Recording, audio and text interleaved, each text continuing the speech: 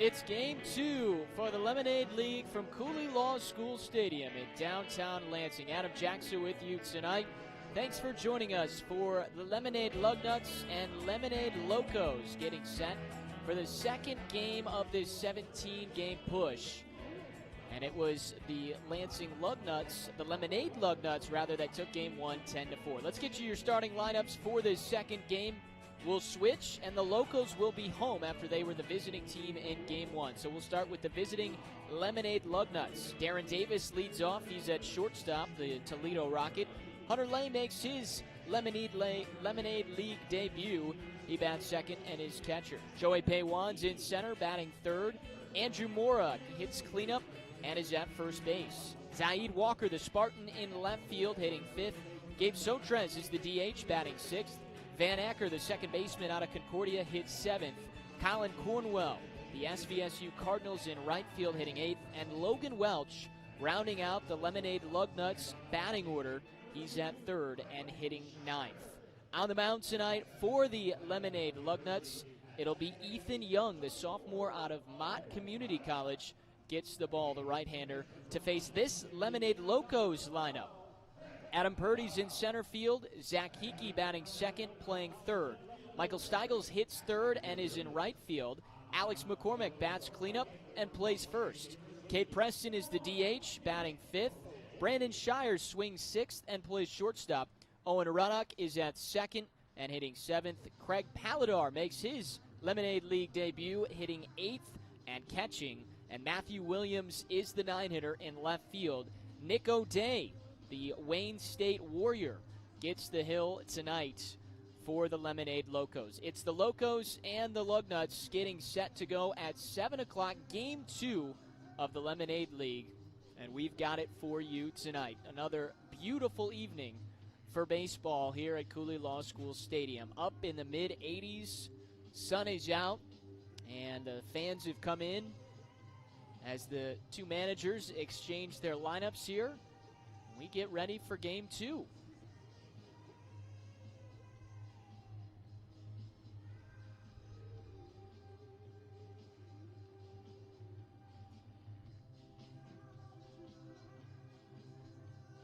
We take a look back at Game 1, and again, it was a high-scoring affair.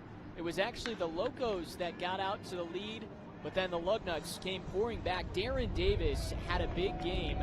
2 for 3 in that one. The leadoff man had a double and a single as he collected a couple of RBIs, scored a run, and also walked in that game. And then you had good pitching from the Lugnuts as well. Dustin Renfro coming in to get a strikeout.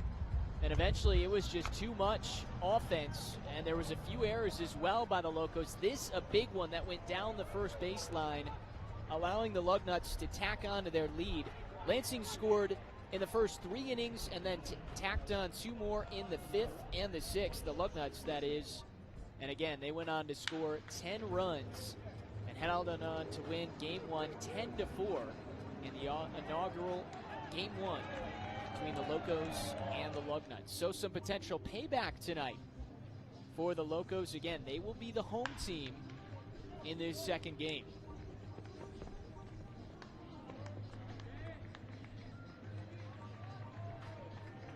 Ten to 4 final, opening game of the Lemonade League last Thursday, and tonight begins 5 straight games after the week off. Tonight through Sunday, these two will battle 7 o'clock every night. Outside of Sunday, we'll play a day game at 1 o'clock.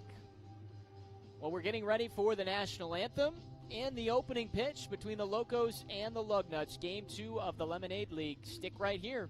The action starts next.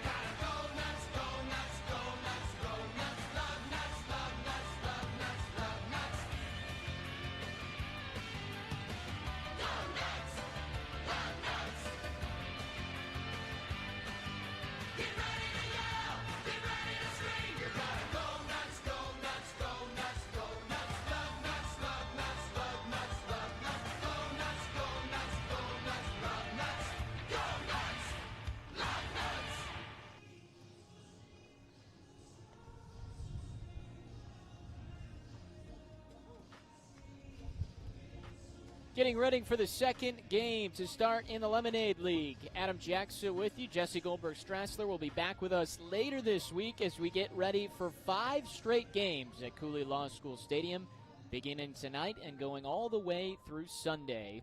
It's the Locos and the Lugnuts. The Lemonade Lugnuts won 10-4 in Game 1. So here we go with Game 2. Nick O'Day, the right-hander out of Wayne State, gets the ball. The Locos in those bright blue uniforms, and the Lugnuts in the black tops and the white pants. Thanks for joining us tonight. The first pitch of tonight's game is fouled back, underway just after 7 at 7:02. Darren Davis, the Toledo Rocket, what a first game he had in the opener. 3 RBI, 2 hits, and a walk. And he's even 1 ball and 1 strike. Yellow baseball being played, the Lemonade League making that official as they started last week. We take you around the diamond defensively as we get underway in inning number 1. Defensively, Matthew Williams in left, Adam Purdy in center, and Michael Steigels in right. 3 balls and a strike on Davis. Zach Hickey at third, Brandon Shire and Owen Ruddock up the middle. Alex McCormick at first. Craig Paladar behind the plate. Nick O'Day on the hill. And it's a 5-pitch walk to begin this one. Well, Darren Davis has come to the plate now 5 times through the first 2 games, and he's reached in 4.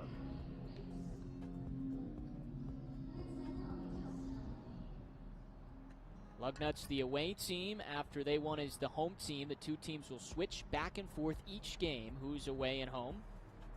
Hunter Lay making his debut as that ball hits the dirt. And Davis moves up to second.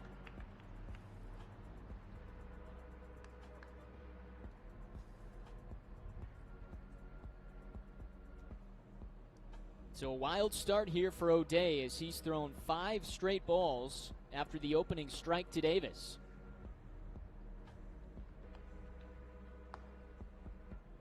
Hunter Lay takes it down low. Thomas Burrell behind the plate. Mitch Treziak in the field. The 2 umpires for tonight's game. That's sliced foul, 2-1. Hunter Lay out of LCC, and he didn't play in that first game, so making his debut tonight for the Lugnuts in the Lemonade League. He's one of 5 players in the Lemonade League out of Lansing Community College.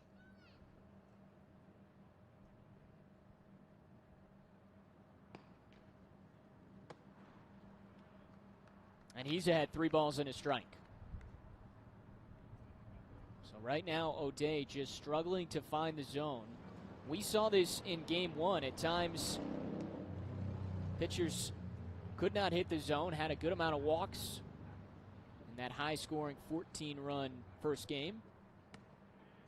That off-speed pitch does grab the corner. Late call from home plate umpire Thomas Burrell. And it's 3-2.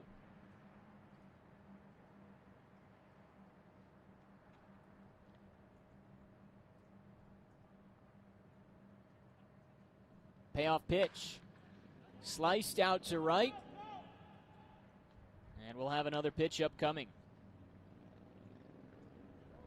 We take a look at the lineup for the Lugnuts. Darren Davis at second after that walk. Hunter Lay with the 3-2 count.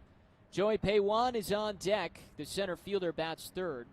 Andrew Morrow, Zaid Walker, Gabe Sotrez, 4 through 6. All Michigan State Spartans through the middle of the order tonight. Throw back to second. And a nice stop by Brandon Shire. Bottom third of the order for the Lugnuts. Van Acker hits 7th. Colin Cornwell batting 8th. And Logan Welch, the 9, to hit against Nick O'Day, the right-hander out of Wayne State. The 3-2. On the ground, right side. Stopped by Ruddock. Swings it over to first. And the out is made. Excellent play by Owen Ruddock.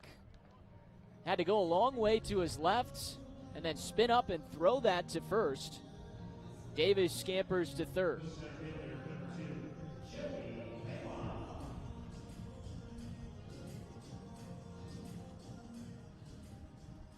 Well, if Ruddock doesn't get to that, Davis is easily coming home to score. So an excellent play by the second baseman. Joey Paywan takes strike one. And maybe that defensive play right there can help settle Nick O'Day down after delivering a heavy amount of balls to the first two batters. Ahead 0-2.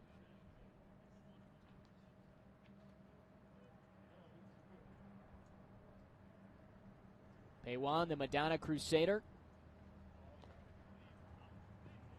takes it low. 1 for 4 in his first game last Thursday. Again, a 10-4 final in favor of the Lugnuts. Paywan hit third in that game as well. Off-speed pitch outside, and we're even 2-2.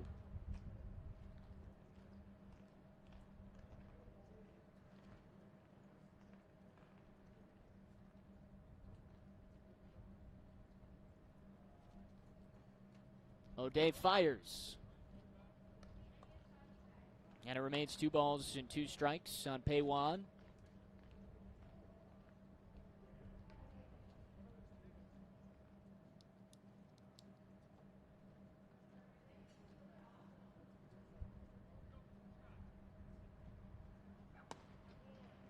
Close pitch on the outside, and another full count. So back-to-back batters that Nick O'Day has gone full counts on. He was able to get Hunter Lay, trying to get Joey Paywan, center fielder tonight for the Lugnuts. 3-2 called, strike 3. Off-speed pitch from O'Day, grabbed the corner, 2 outs. Well, that's an excellent pitch. And again, nice work by O'Day here. Walked Davis, got behind Lay, goes full count with Paywan, and he's got a chance to get out of the top of the first with no runs in. He'll have to get through the Spartan, though. Andrew Morrow, cleanup hitter again tonight. He batted 4th in Game 1 last week, where he went 2 for 4 with an RBI. Good change that slides in for strike 1. That off-speed pitch working for O'Day in this opening inning. The 6-foot, 180-pounder out of Wayne State delivers. This one's popped out of play, heading towards the seats. Again, capacity limited to just 100 people here during the pandemic, and they're all out past the outfield where Good Hops is open, picnic tables out there, and really a great view that overlooks Cooley Law School Stadium.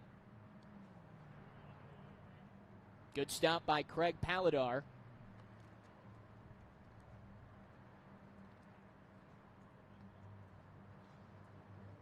Davis walked, he's at third. Reached second on a wild pitch. Was moved over on the ground out by Hunter Lay. Ken O'Day put up a 0. Again, it's a foul ball.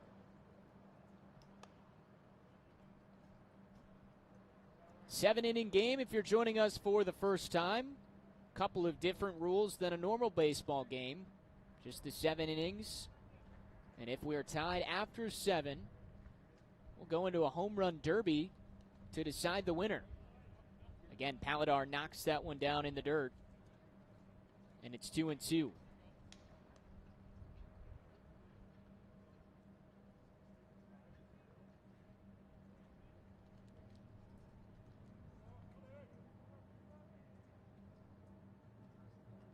Can Morrow deliver?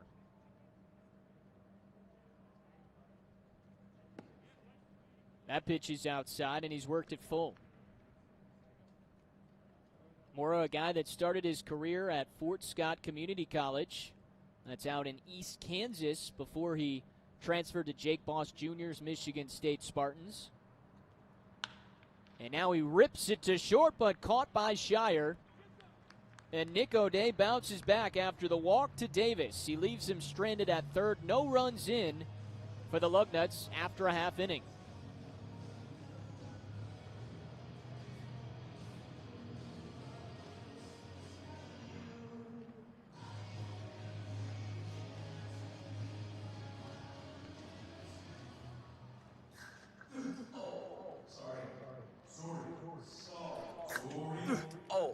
Sorry. Sorry. Sorry. Sorry. Ah. Or. Ah. Or. Ah. Or. Ah. Or. Ah. Or. Ah. Or. Well, at least your beer's Canadian. That's Lake Law. Looking for the perfect weekend getaway? Love Lansing like a local. And we promise, you'll love Lansing just as much as we do.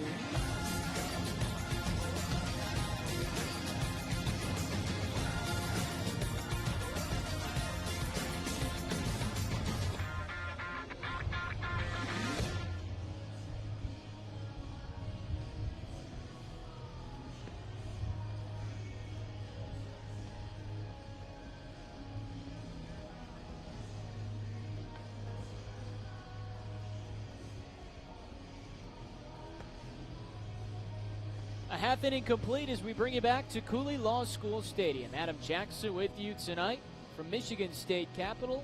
Another gorgeous evening for baseball, 85 and sunny. Good crowd on hand just past the outfield. And they watch Nick O'Day work out of a jam, leaving a runner stranded at third. 25 pitches for the right-hander in that first half inning, and only 12 strikes, but no runs up on the board. And now it'll be the Locos' chance as the home team to come to the plate. They'll face Ethan Young, the right-handed sophomore out of Mott Community College. The right-hander faces this lineup. Adam Purdy leads off in center. Zach Hickey bats second. Michael Steigel's hitting third. Middle of the order, Alex McCormack, Cade Preston, and Brandon Shire. And the bottom third, Owen Ruddock, Craig Paladar, and Matthew Williams. The 9 tonight for the Lemonade Locos.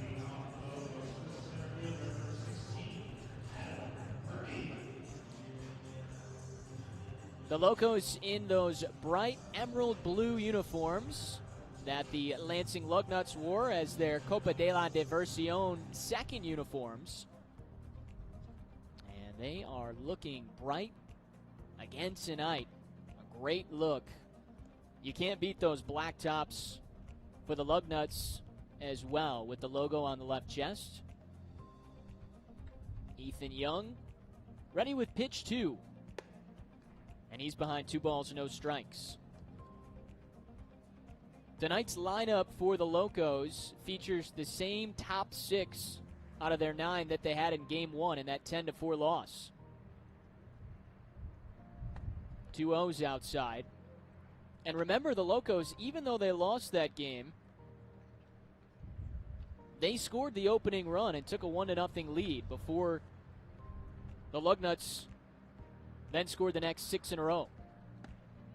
There's a strike fired in, the first of the night by Young.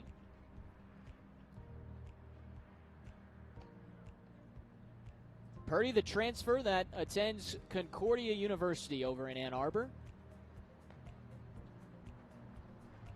Whacks this foul, and it's 3-2.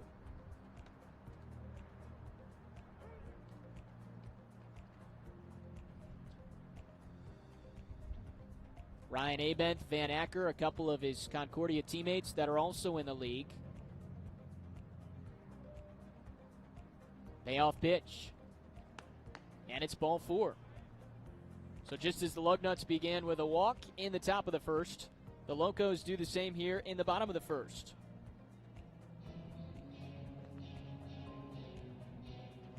One on for Zach Hickey as he steps in, the Central Michigan Chippewa.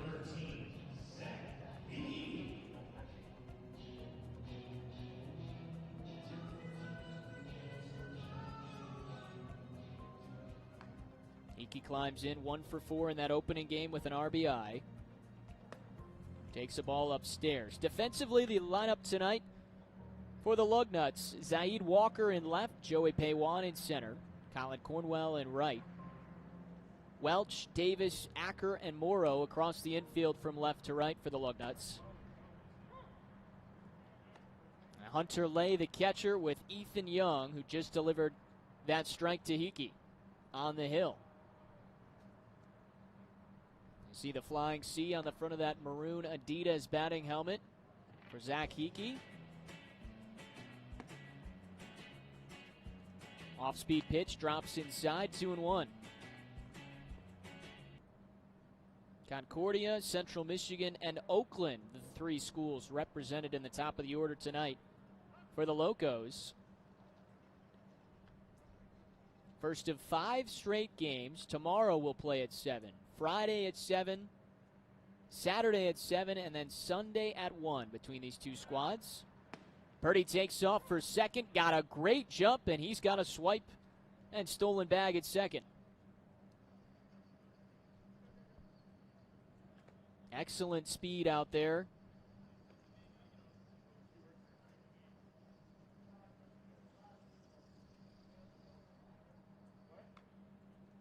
Young looking for out number 1.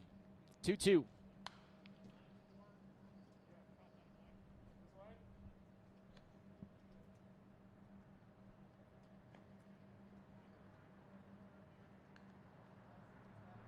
Zach Hickey grew up an hour north of here in Mount Pleasant. Same spot he plays his college ball. Went to Mount Pleasant High School. The Oilers. Really good baseball program. He's got a 3-2 full count. He's been a big part of Central Michigan's success the last few years. Their everyday starter in the infield. Versatile guy that can play short, third base, usually at the top of the order.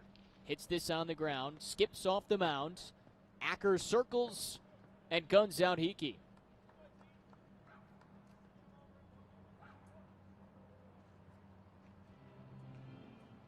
Now that does the job and moves Purdy to third. Tough play there for Acker. He had to play the carom off the side of the mound.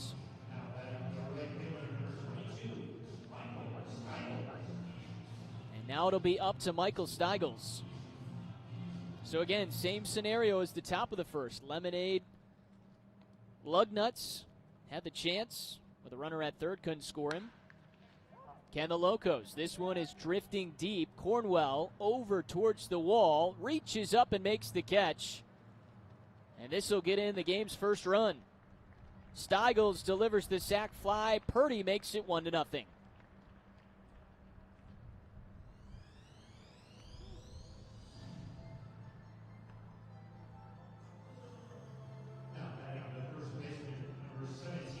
No time wasted there for Steigels, swinging away at that first pitch. 1-0 Locos as they score first again in Game 2. Now it's Alex McCormack. Grand Valley State Laker ahead 1-0. He was 2 for 4 in that first game, drove in a run. Young fires. Off-speed pitch drops in, 1-1.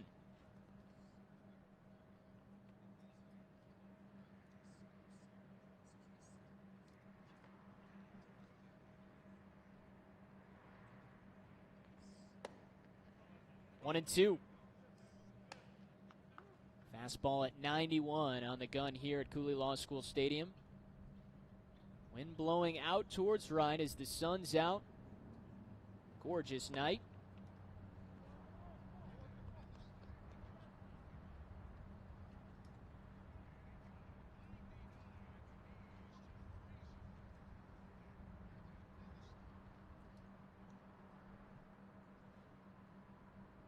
Two-two pitch.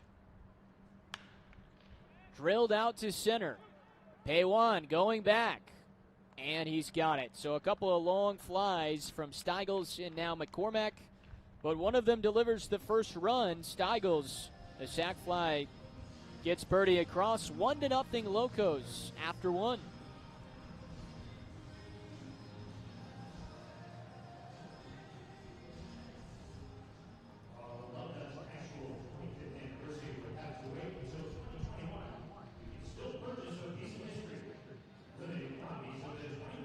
While the Lugnuts' actual 25th anniversary will have to wait until 2021, you can still purchase a piece of history. Limited quantities of the 25th anniversary bobblehead series presented by Sparrow, Physicians Health Plan, and Michigan Student Aid are available right now. The set features former Lugnut greats Mark Pryor, Noah Syndergaard, Bo Bichette, and Vladimir Guerrero Jr. Supplies are limited, so order yours online at LansingLugnuts.com. Those look pretty darn cool. Make sure you get an opportunity to grab some Lugnut bobbleheads.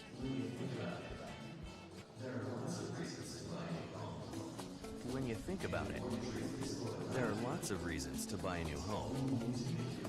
And with mortgage rates this low at LAFQ, it's all you need to make your move. Because you may not have the space for anything else, but there's always room for a great mortgage rate from LAFQ. Want a low mortgage rate for your new home? Ask for LAFQ. Stop in today or go to LAFQ.com/mortgage. LAFQ, your credit union for life.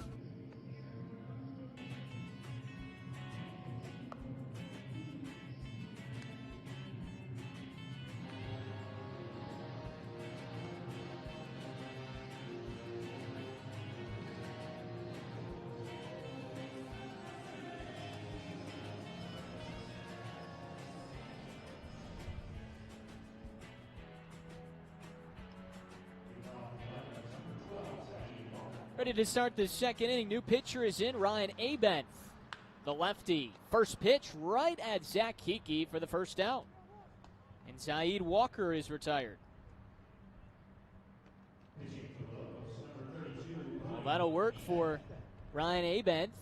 Good contact swim by Walker, but Hickey had it played perfectly. Locos in front 1-0 as we begin this second inning from Cooley Law School Stadium. Adam Jackson with you here tonight. Jesse Goldberg-Strassler, my partner, will be back with us later this week as we continue this 5-game homestand. Gabe Sotrez now takes strike one. The last of 3 straight Spartans in the middle of this Lugnuts order. Andrew Morrow, Zaid Walker, and Gabe Sotrez. 0-1. Strike two. A lot of Spartans represented, no surprise, East Lansing and Michigan State's campus. Right around the corner here from downtown Lansing.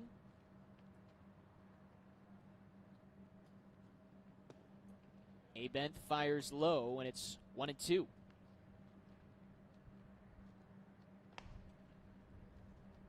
Abenth out of Concordia, competing in the Wolverine Hoosier Athletic Conference, NAIA rather.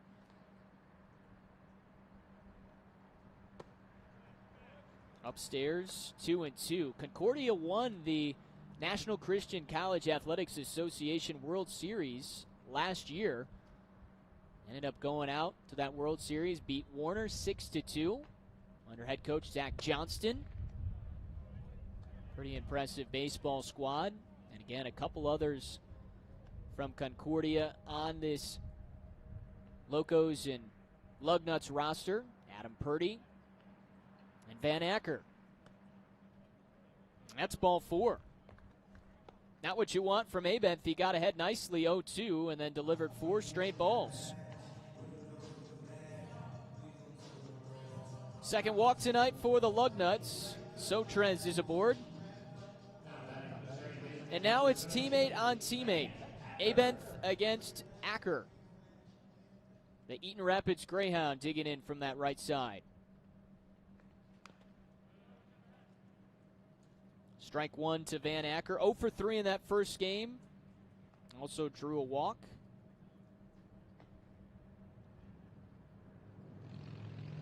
Acker, a guy that started his career at Alma, just up the road on 127, and then came over to Concordia. That gets away from Paladar. And a late read from Sotrez, so he doesn't take advantage.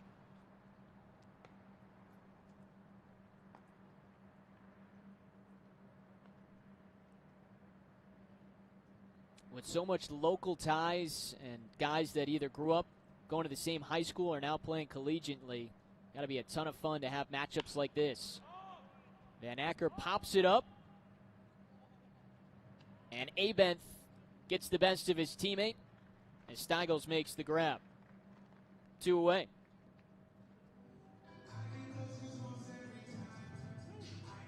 So 2 outs for the Lugnuts and Colin Cornwell's first opportunity.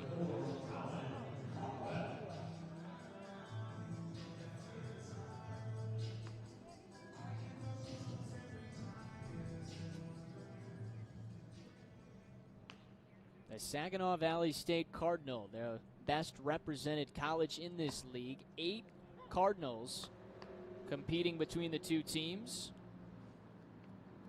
Cornwell was solid in that first game, 1 for 2 with a run and a walk, as the Lugnuts won 10-4.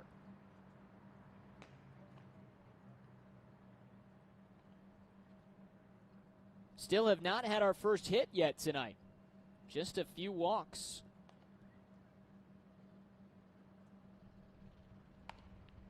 In on the hands, fouled down the third base side.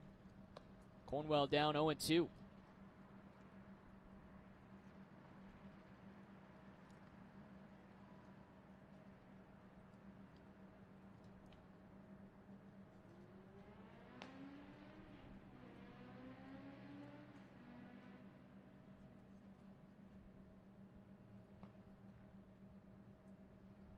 Oh, 2 pitch.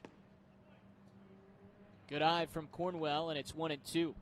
Grew up a Henry Ford Trojan before deciding to go to Saginaw Valley State.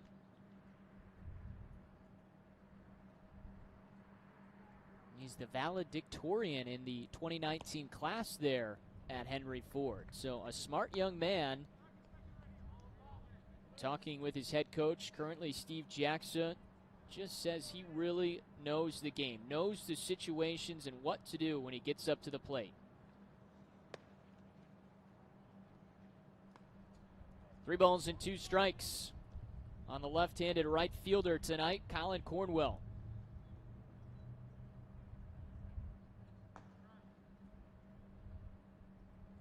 Here's the payoff, and it's ball 4.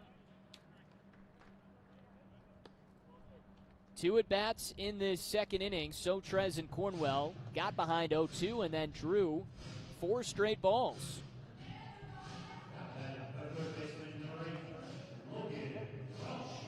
And now Logan Welch. Ryan Abenth in the meantime taking over for Nick O'Day. Right-hander went 1 inning, gave up no hits, no runs, just the walk, and had a strikeout through the first 3 outs in the top of the first. Strike 1 slides into Welch.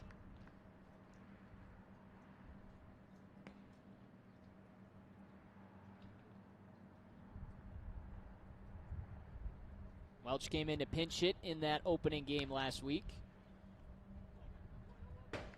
Had a couple of at-bats, went 0 for 1, did walk.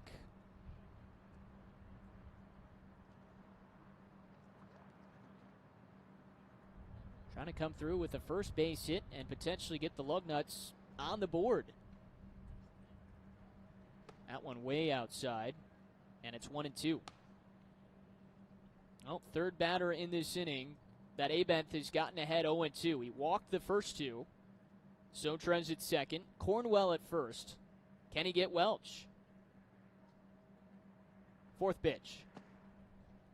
And we're even 2-2.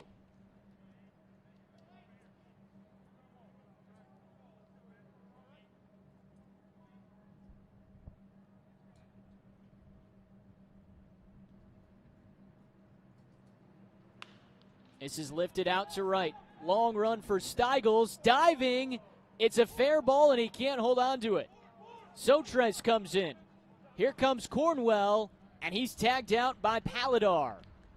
So the Lugnuts tie on the single from Logan Welch.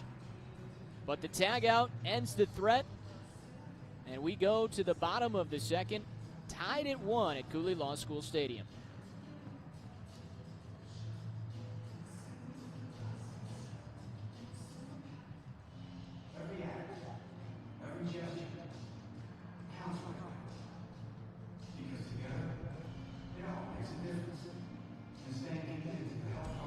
Every act, every gesture counts right now. Because together, it all makes a difference. And staying committed to the health of our communities is everything. Which is why Blue Cross will remain committed to you, ensuring you can get the care you need with resources like virtual doctor visits and our 24-hour nurse line. You'll have access wherever and whenever you need it. Blue Cross will stay by your side for whatever comes next. Were there any conversations that you've had with, let's say, major league hitters that have stuck with you on the subject of hitting? Yeah, it was kind of crazy. Like Tula, when I hit with Tula in the offseason, he would ask me questions. I remember when I was 14, I didn't understand at the time why he asked me, but I was hitting in the cages with Charlie Blackmon and DJ LeMahieu, and both of them are, really, really good players right now. And I remember I was in the cage, and DJ said, "Hey, Bo, why do you toe tap?" And I just remember now I look back on that thing and I realized that a big leaguer was trying to pick my brain at 14 years old, and so I've had a lot of good experiences with that.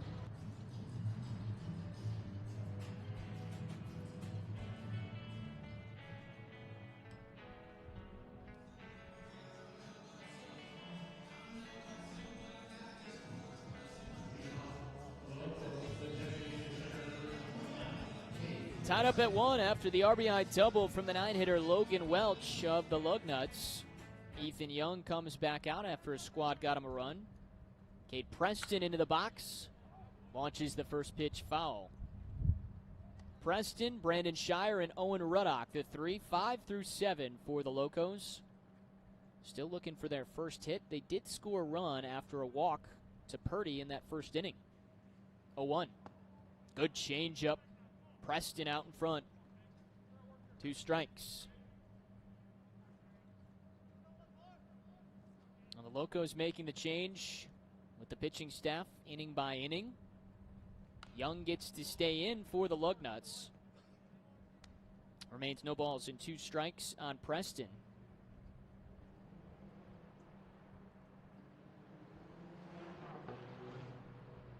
Cullen Turner, the coach for the Lugnuts.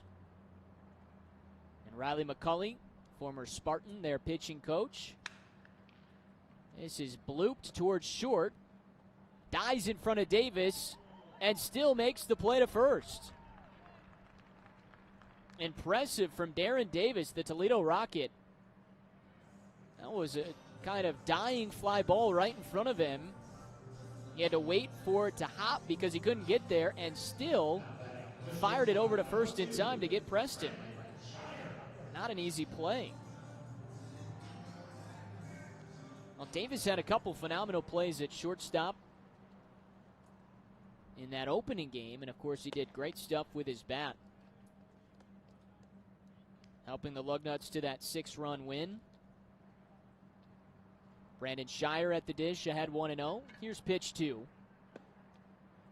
Stands him up 2-0. He was 0 for 1 in that first game, scored a run and had a walk. The SVSU Cardinal with a friendly count. There he takes the fastball at 88 miles an hour according to the stadium gun for strike 1.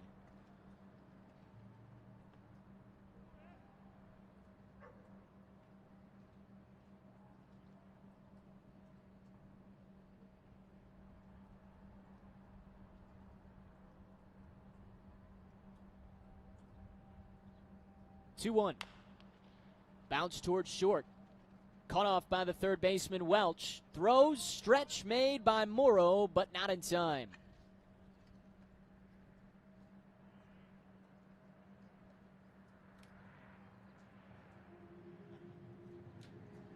Well, the Lugnuts did all they could defensively there. Welch cut that one off, so Davis didn't have to try and take it himself.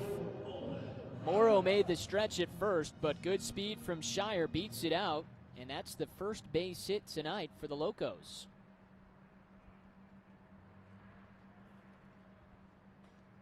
Game 2 of 17 between the Locos and the Lugnuts as we continue on the next few weeks here from Cooley Law School Stadium. This one could be 2. Acker to Davis, back to first. It's a double play. 4-6-3. Acker, Davis, Morrow. And that's it for the Locos in the second. We go to the third, tied at 1 in Michigan State Capitol.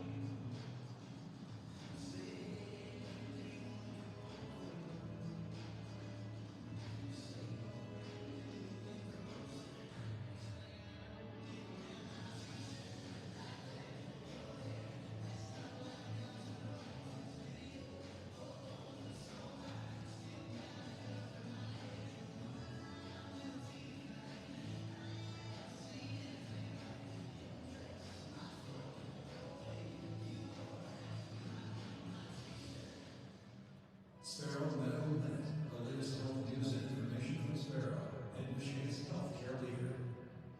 I'm Cheryl Fritz here with Hillary Terenzi, physician assistant with Sparrow. Sparrow Medical Minute, the latest health news and information from Sparrow, Mid-Michigan's healthcare leader.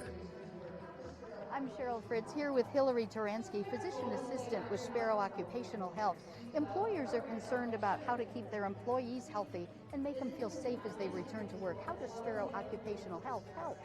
So Sparrow's goal is to be a partner in health with the local employers. We've developed a program to help make sure that they can return back to work safely. This includes an online screening tool as well as the availability for Sparrow staff to come on site and help with screening. Occupational Health also offers COVID screening. This includes the nasal PCR swab as well as the antibody testing. We can evaluate employees that are ill and give guidance on when they can return back to work safely. Where can people get more information on this important topic? They can call Sparrow Occupational Health at 517-364-3900. Very helpful. Thank you so much. Medical Minute, brought to you by Sparrow. For health, for care, for life. I was born and raised on the river. It's the only life that I know.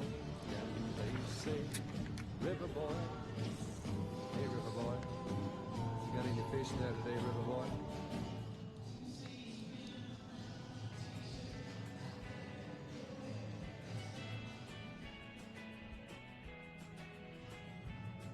Ready to start the third inning from Cooley Law School Stadium. Adam Jackson with you tonight, live on Facebook and YouTube.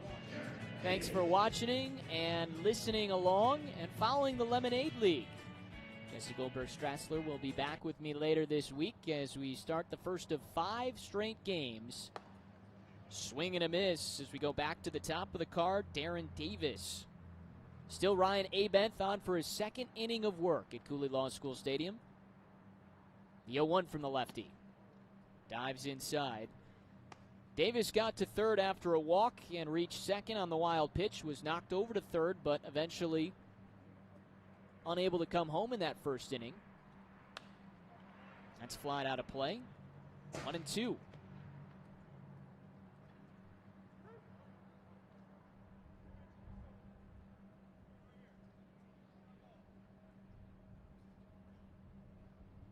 Fourth pitch coming home to Davis, and that one plunks him in the back. He grimaces and jogs it off down to first base. Finds a way to get on again. That one a stinger, though. Right in the back with that yellow lemonade baseball.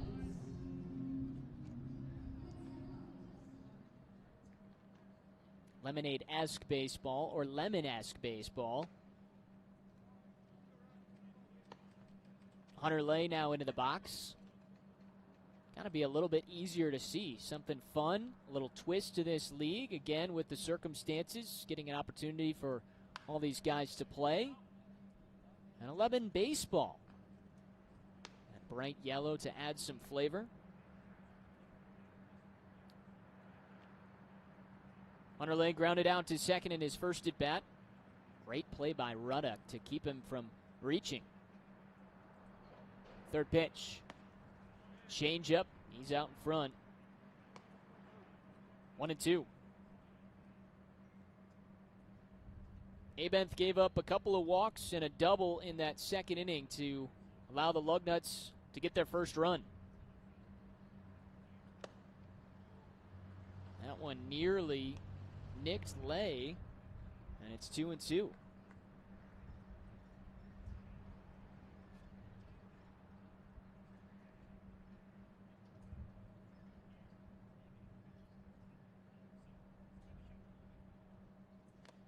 Swing and a foul tip into the glove, squeezed by Paladar for strikeout for Ryan Abenth. So that'll work.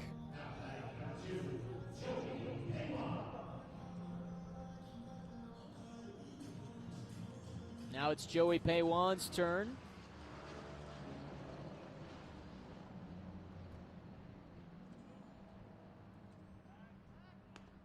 Close play at first, and Davis just gets in. Traffic passing us by on the two streets running parallel here with Cooley Law School Stadium, Cedar and Larch. Downtown Lansing. Off-speed pitch, throw down to second. Paladar fires up a good one to get Davis. An off-speed pitch, had to reach inside and still threw a strike to Shire to get Davis for the second out.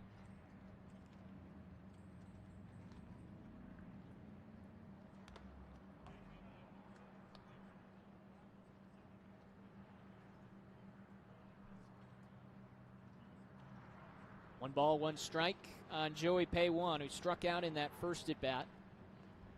One hit apiece tonight for each team, one run apiece.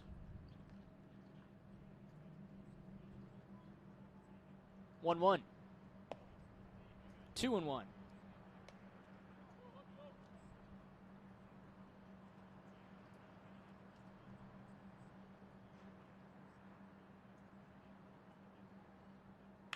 Paywan squares this out to second. Run up to his left. And that'll get us through the top of the third. Nice work by Ryan Abenth. Plunked Davis, then comes back to get a strikeout. His catcher helps him out, stealing Davis's attempt to grab second and the ground out. Locos to the plate when we come back.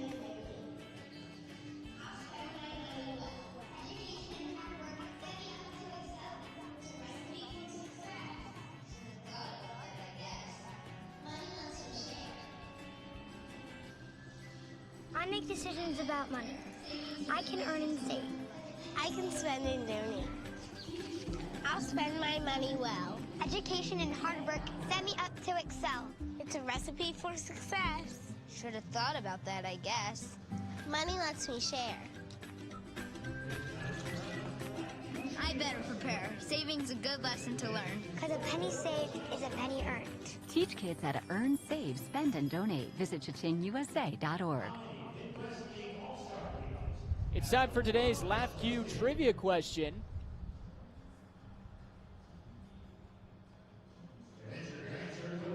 How many Midwest League All-Star games have the Lugnuts hosted here in Lansing? A2, B3, or C4? How many Midwest League All-Star games have the Lugnuts hosted here in Lansing? 2, 3, or 4? To enter your answer, go to www.milb.com/Lugnuts, or /Lansing/fans/contests. Correct answers will be entered to win awesome Lugnut prizes such as autographed items, giveaways, and more. See if you can guess the correct answer for how many All-Star games here in Lansing.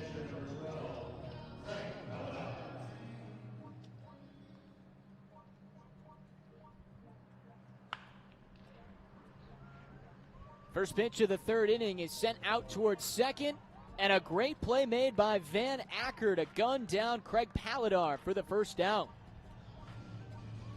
Acker falling down in shallow center to make that play on a hard hit ball by Paladar on the first pitch that he saw. You can see there Acker slipped on the grass. Looked like once he changed the surface from dirt to grass, tried to put the brakes on, Lost his footing, but still accurate throw to first. Another first pitch swung on by Williams, and that ball's dropped by Cornwell in right and rolls towards the warning track. Williams is around second and standing up at third.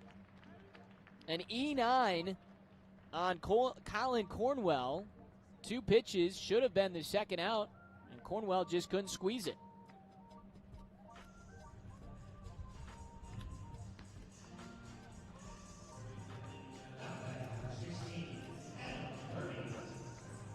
That's the first error of tonight's game. And it looked like Cornwell just overran that one. Still had an opportunity to make the catch, but it fell out of the glove. Now you got to go back to the top of the order for Adam Purdy.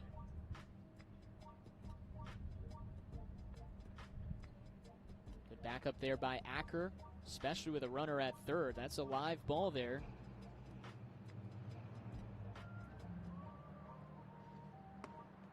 Check swing called a strike by home plate umpire Thomas Burrell.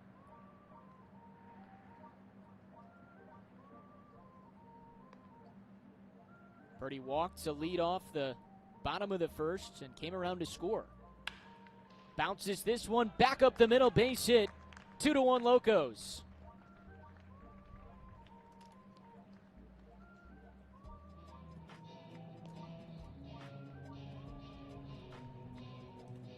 While the air comes back to hurt the Lugnuts, Williams scores on the base hit from Purdy, and the Locos have reclaimed the lead.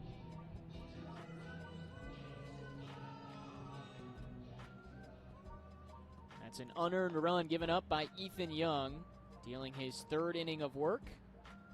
Now it's Zach Hickey's turn.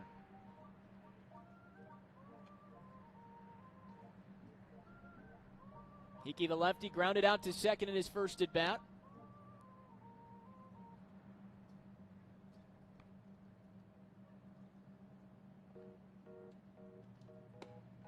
That's up high, 2 balls and no strikes. I wanted to check in on the parent club tonight of the Lansing Lugnuts. That's the Toronto Blue Jays. We're out in Washington. Actually, the home team in Washington as they wait to get the preparations ready for Buffalo.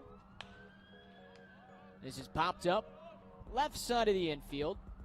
Welch coming in. Sliding basket catch. That one fooled him, but he makes the grab to get the second out. Good adjustment by Logan Welch. Nate Pearson, Big Nate as he goes by, making his big league debut. And he was impressive. 5 innings pitched, just 2 hits, giving up no runs and 5 strikeouts.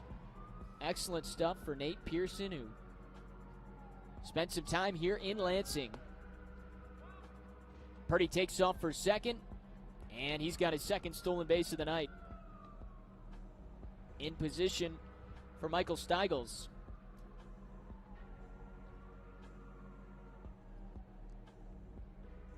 If you go to the Lansing Lugnuts Twitter account, you can actually see some highlights of Pearson as that flies in for strike 1. Pitching against Michigan State a few years ago, getting a couple of strikeouts.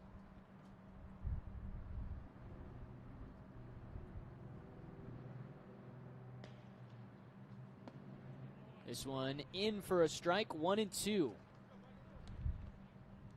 Annual game at the end of the year between the expected Lugnuts of the next year and Michigan State there in the fall. Always fun here locally. This is bounced foul. And Nate Pearson started that game just a few years ago. Made his way up to New Hampshire where he put on some really good performances for the Fisher Cats and making the major league debut tonight in Washington. How about this against Max Scherzer of all pitchers? And goes 5 scoreless. Remains 1 ball and 2 strikes on Steigels. That game, by the way, in the 7th, scoreless between the Nats and the Jays. 2-1 our score here. The Locos reclaiming the lead in this 3rd inning. An error allowed Matt Williams to get to 3rd, and Adam Purdy knocked him in.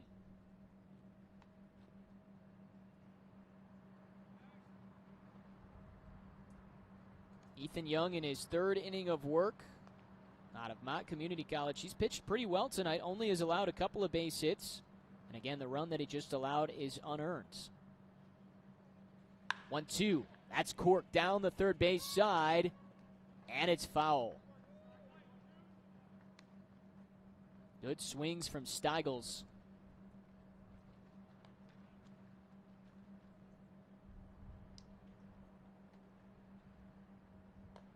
Michael Steigels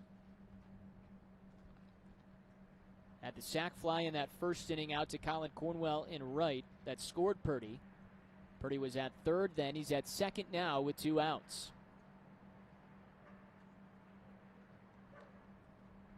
Seventh pitch of the at-bat from Young.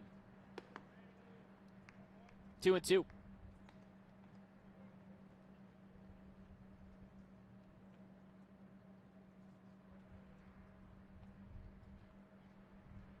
Steigels, the only Oakland Golden Grizzlies representative out of the Horizon League in this Lemonade League.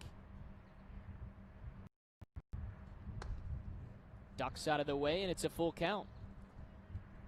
He is one of the 4 players out of DeWitt, though.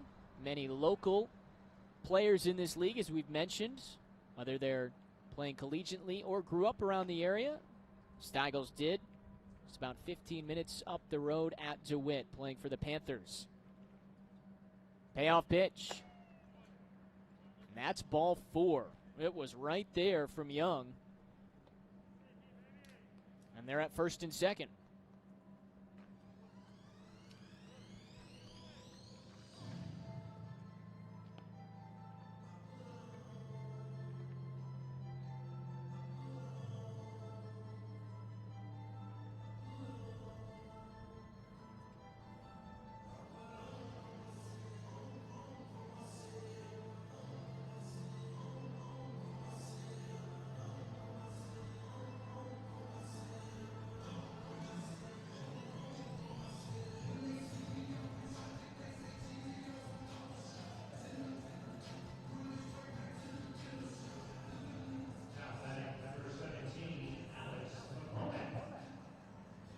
All right, so with 2 outs, it'll be Alex McCormack.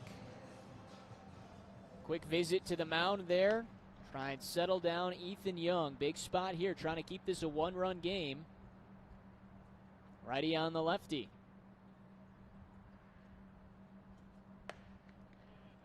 And that's in for a strike. Again, thanks for checking in with us. We're live on Facebook and YouTube. Also have the links up on the Lansing Lugnuts Twitter account. Every game streamed live and free for your viewing. 1 ball, 1 strike. We'll go all the way until August 20th. The next few weekends, baseball here at Cooley Law School Stadium in downtown Lansing. That hits the outside corner, 1-2. And again, if you'd like to come out, capacity is limited to 100 people. You get to watch out from the outfield just above it. The picnic tables out in left and center. Visit LansingLugnuts.com or go ahead and call Lansing Lugnuts to try and get your tickets. They're a hot commodity right now if you get a chance to come out and watch some baseball. 1-2. Swing and a miss. Great breaking ball from Young. And he gets out of the jam. Gives up the unearned run to Matthew Williams thanks to the RBI single from Adam Purdy. Locos back in front 2-1 as we go to the 4th.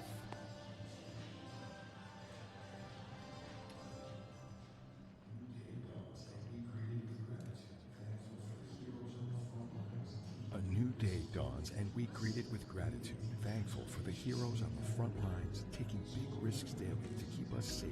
We at Dean Transportation stand at the ready with them, supporting our communities in their time of need. We've been delivering food and medical supplies, volunteering our time, and boosting morale to keep spirits high.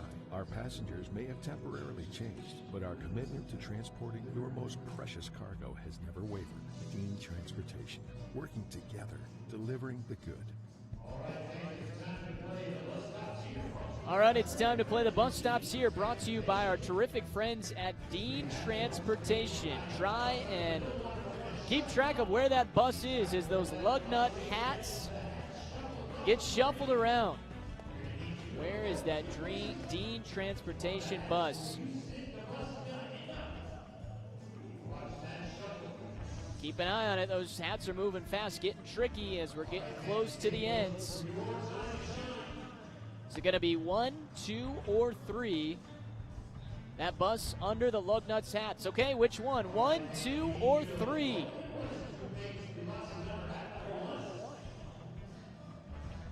And it's number 3. Thanks for playing. The bus stops here, brought to you by our terrific friends at Dean Transportation.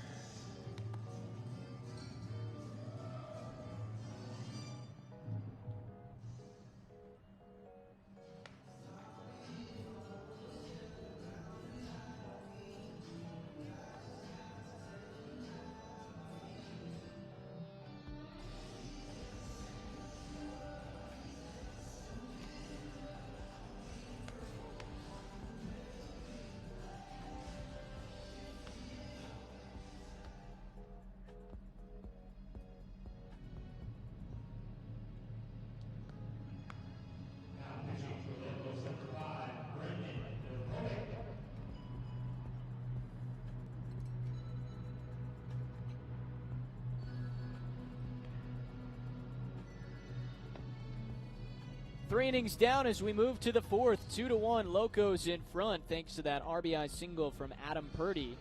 Andrew Morrow, Zaid Walker, Gabe Sotres, the three Spartans due up for the Lugnuts in this fourth inning. They face the new man on the mound, Brendan Bilkovic, taking over for Ryan Abenth. Here's the righty's first pitch of the night. Swing and a miss. Good-looking 84-mile-an-hour pitch. Bilkovic, the Wayne State Warrior, out of the GLIAC here in the state of Michigan. His teammate Dustin Renfro, also in the league out of Wayne State, pitching for the Lugnuts. Morrow lined out to Brandon Shire in his first at-bat.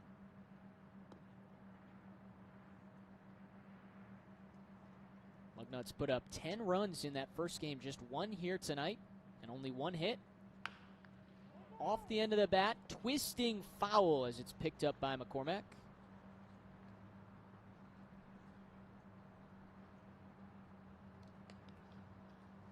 Adam Dorstowitz warming up in the bullpen area for the Lugnuts, as we'll probably see him in the bottom half of this inning. Ethan Young has gone the first 3 innings tonight for the Lugnuts. He's allowed just 2 base hits, but the error by Cornwell and Wright allowed that second run to come in.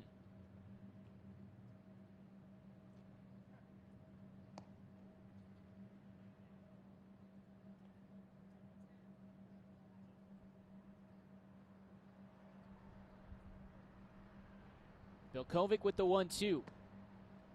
Off speed outside, 2 balls and 2 strikes. Grew up in West Bloomfield, playing for the Lakers. It's about an hour east here of the Lansing area. Now has continued his career at Wayne State under Ryan Kelly, the longtime head coach there for the Warriors. 2-2 to Morrow. Swings through it, strike 3. Third strikeout tonight for a Lugnuts batter.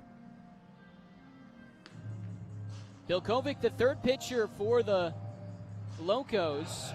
Nick O'Day, Ryan Abenth, both with a strikeout apiece. Bilkovic gets his first strikeout on the first batter he faced. Now Zaid Walker. He lined out on the first pitch he saw to Zach Hickey at third.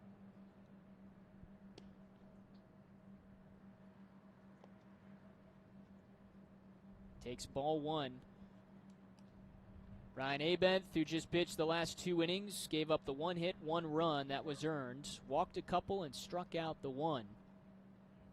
So So again, pretty good line for the two pitchers, O'Day and Abenth, as they give way to Bilkovic to start this fourth inning. 1-0. And it's 2 balls and no strikes to Walker.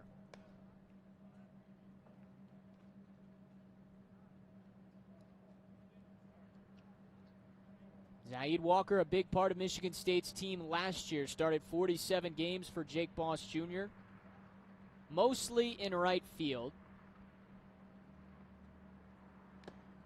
Fouls that into the glove on the hitter's 2-1 pitch.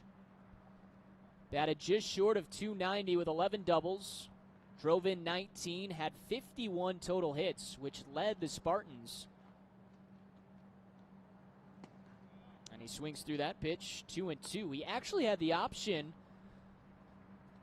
to go to the big leagues out of high school. He was drafted, was Walker, by the Cincinnati Reds in the 36th round, but opted to play college ball here in East Lansing at Michigan State instead.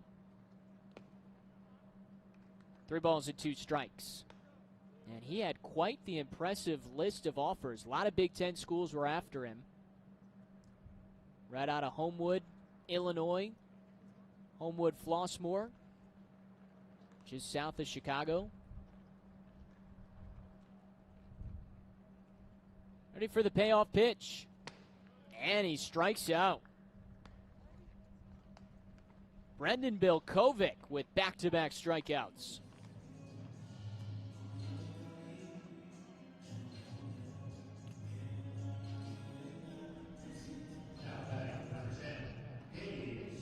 All right, so 2 Spartans down. Can the next get on?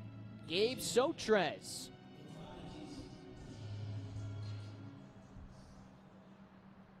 He's the only run tonight for the Lugnuts. Came around after walking in the second.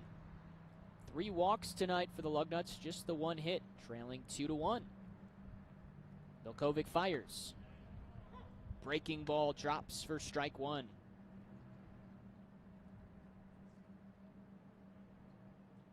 An hour in tonight as we play into the top of this 4th inning. Much cleaner baseball game here in Game 2. And as expected, really the first live action for these guys after the long layoff. Many of them starting their seasons before they were canceled because of the coronavirus. And finally got to compete last Thursday for the first time. That's banged through the left side for a base hit. And Sotres gets the second hit tonight for the Lugnuts and keeps this 4th inning alive. So we saw a lot of mistakes in that first game. There was quite a bit of walks. And the mistakes and the walks have been down tonight. The one big error came in the last half inning, allowing the Locos to take the lead, but as this Lemonade League continues on, these guys are going to start to get in the rhythm, get back literally in the swing of things. And there's a lot of talent in this league. And the best part, Van Acker, who's up right now, one of those local guys, is there's a lot of local representation, whether it's high school or collegiately. Van Acker, one of those guys growing up just 15 minutes south of here at Eaton Rapids. Sotres takes off for second, throws wide, and he swiped the bag. So Gabe Sotres, the DH, taking second base, saying, I can run too. Gets the first base hit against Brendan Bilkovic, swipes the bag, and now Van Acker with an opportunity for his first Lemonade League RBI. Looking for his first hit in the Lemonade League as well. Down 0-2 though. Pitch 3. Swing and a miss, and Van Acker goes down. And so do the Lugnuts. 3 strikeouts for Brendan Bilkovic. Gets Morrow, Walker, and Acker. Still 2-1 Locos as we go to the last of the 4th.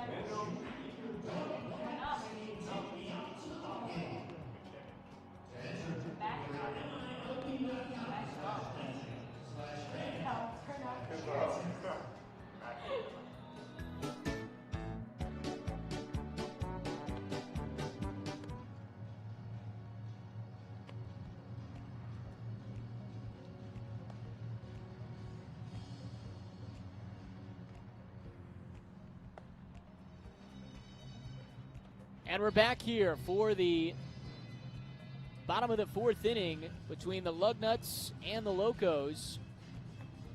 2-1 our score. It's been a good game, just a couple of hits apiece, but that's been it. And a new man on the mound for the Locos, or for the Lugnuts rather, to face the Locos. That's Adam Dorstowitz taking over for Ethan Young. Pretty good outing by the Mott Community College sophomore. First 3 innings, gave up just the 2 hits, the 1 run, which was unearned. Did walk a couple of batters and had a strikeout. Dorstowitz, remember, so impressive in that first game. He came in, got 3 straight strikeouts, and was done. He faces Cade Preston, Brandon Shire, and Owen Ruddock, trying to keep this a 1-run game.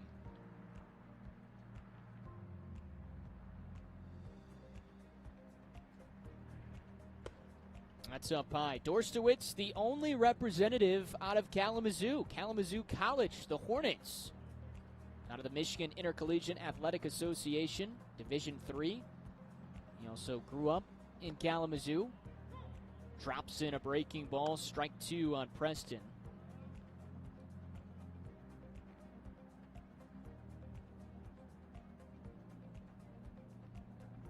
The 1-2 to the Chippewa. Swing and a miss. 4 batters faced for Dorstowitz in this league. 4 strikeouts. That'll work.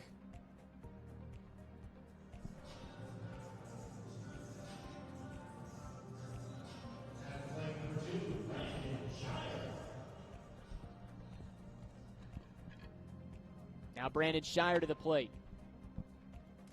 That one's outside. Shire with a base hit in the second.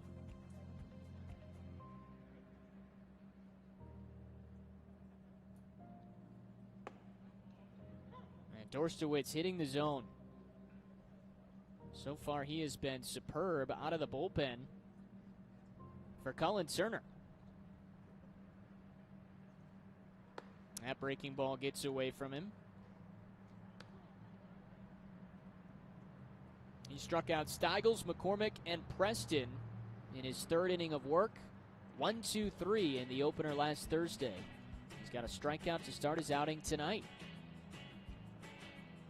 But now behind 3-1.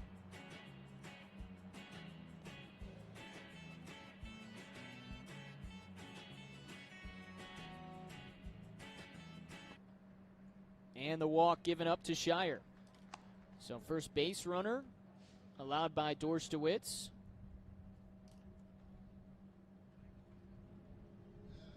That's the 3rd walk taken tonight by the Locos. Purdy, Steigels, and now Shire. About a walk per inning tonight for the Locos, as the sun continues to go down here in Lansing. Owen Ruddock at the plate. He grounded into a double play, swung at the first pitch he saw in the second. So his second opportunity, no surprise, takes that first pitch. Here's the second. And that breaking ball, a wild pitch that gets away from Lay. Wide turn for Shire as he easily takes second base. All the Lugnuts and Locos players getting here around 5 o'clock. They park close to the stadium and come in, get their temperature checks, wearing their masks as they enter Cooley Law School Stadium. Get ready to come down, play game 2, the first of 5 straight days of baseball. On the ground, good scoop by Acker. 2 outs. Shire moves to 3rd.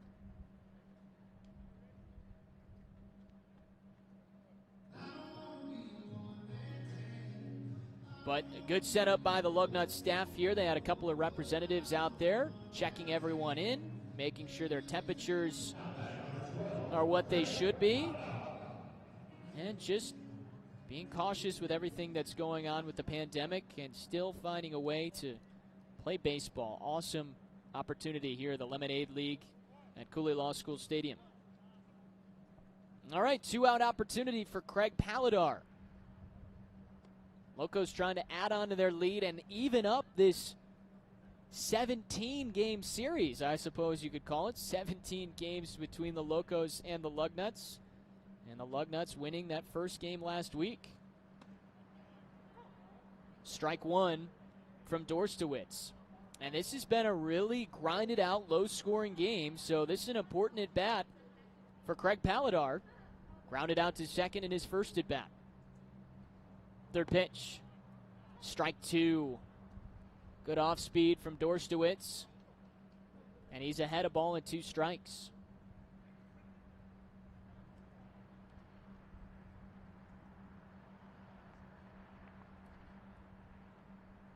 One, two. And that's lifted foul out of play.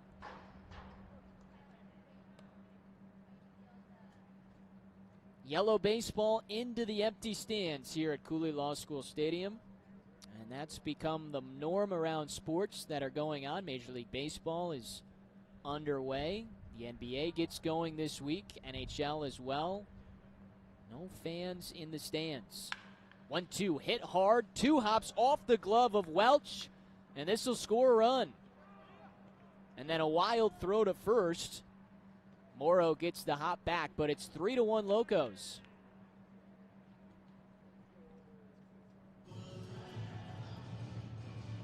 We'll see what they decide to rule that one, whether it's an error or a hit. And they're going to go hit to Craig Paladar, so making an RBI single.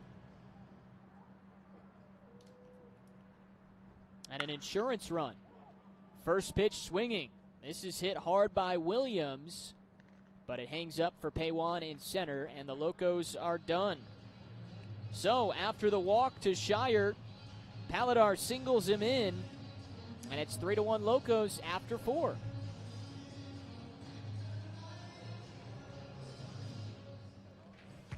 Corona is the original cerveza más fina of Mexico. And since 1925, it's been made with the finest ingredients. And most of all, with our heritage and our pride. In 1981, we didn't just bring a beer to the States. We brought our way of life.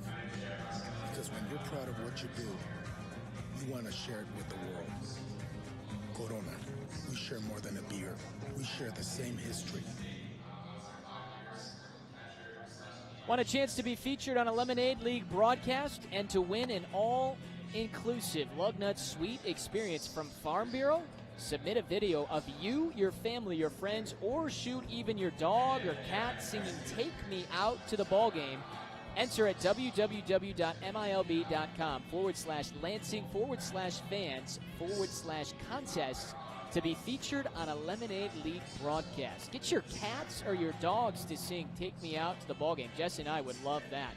Make sure you enter for a chance to get on the broadcast.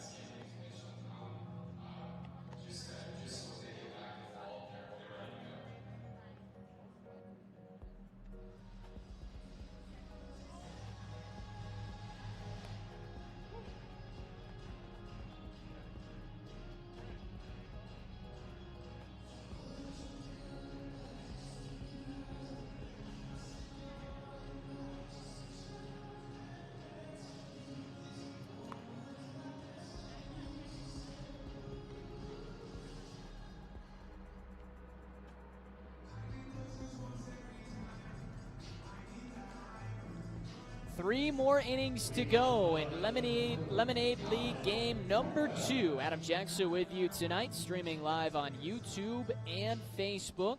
Links are out on Twitter as well.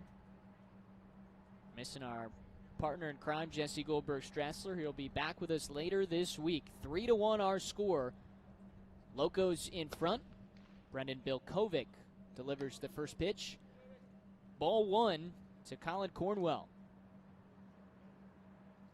8, 9, and 1. Cornwell, Welch, and Davis up in this 5th inning. There's a strike that flies into the Saginaw Valley State Cardinal. He walked, got to third in the 2nd, but was stranded there. 2nd inning of work for Brendan Bilkovic, the righty. 3rd pitch. That's outside. 2-1.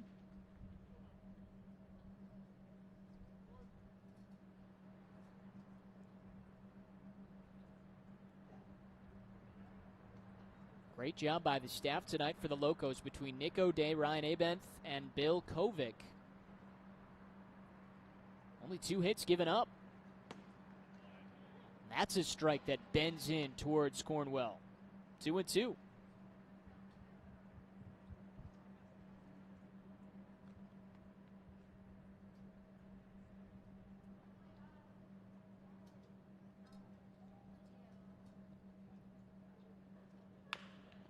Off the end of the bat, Shire at short.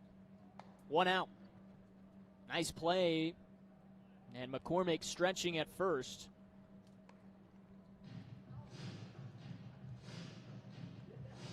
Just been solid pitching from all 3. And since Bilkovic came in, he got 3 strikeouts in that first inning he pitched in the 4th. Gave up the base hit to Sotres, but that was it.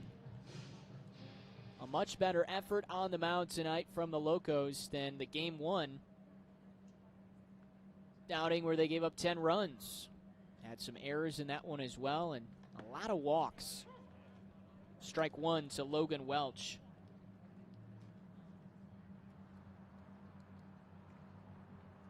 You go back to Game 1, the Locos allowed 9 walks. And that certainly contributed to those 10 runs by the Lugnuts.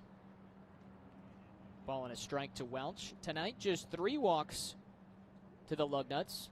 And they actually have more walks than they do hits. Just the double in the 2nd that scored Gabe Sotres from Logan Welch, the man at the plate. And the single from Sotres in the 4th. This is bounced over to Shire. 2 up and 2 down thanks to the shortstop, Brandon Shire. So really, it's been the bottom of the order tonight for the Lugnuts that's done the damage, but it hasn't been enough. 6 through 9, they've had a couple of hits and a couple of walks. 4 of their 6 base runners have come from the bottom of the card. We'll go back to the top of the card for Darren Davis. The Toledo Rocket has reached twice. He's the only man not at the bottom of the lineup that's got a board. Walked in the 1st and then was hit by a pitch in the 3rd. As Abenth got him. The 0-1. Fouled back.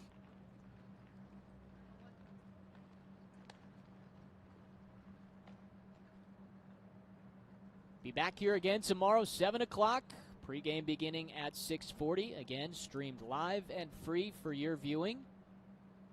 Or if you can find some tickets, 100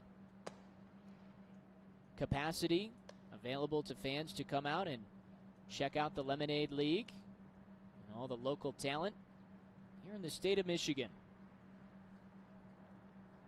Guys from all over the place representing a ton of different universities and a ton of different high schools throughout Michigan and Ohio.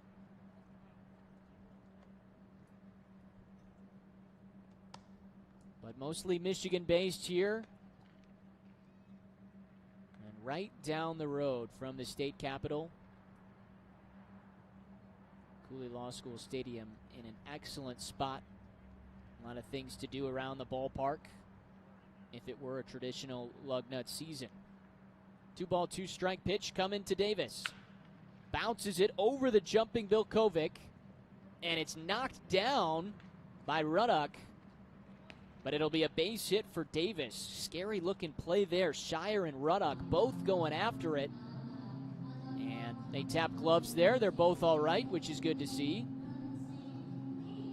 And Davis continues to be a problem at the plate.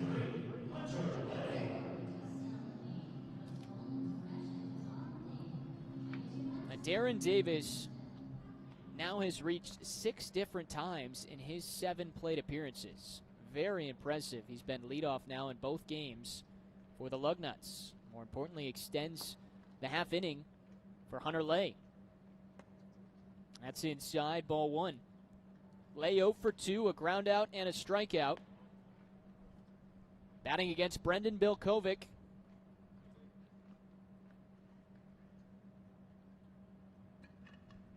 Wayne State Warrior trying to keep the clean sheet since he came into the game in the 4th and keep this a 2-run game. Fires it low. And a hitter's 2-0 count for Lay.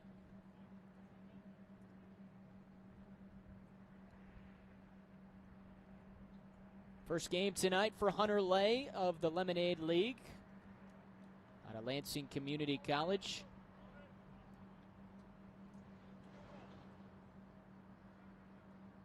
And he grew up down the road in Chelsea. That's a foul ball that makes it 2-1.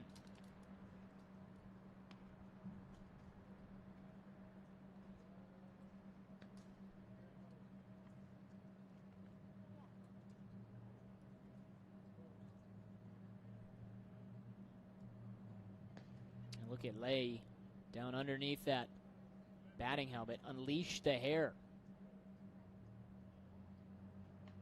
Looks like he's got a great head of hair on him. 2 balls and 2 strikes. And with the quarantine, there was a long time there where you couldn't get a haircut. So an opportunity to grow it out a little bit. Why not? This is the time to do it.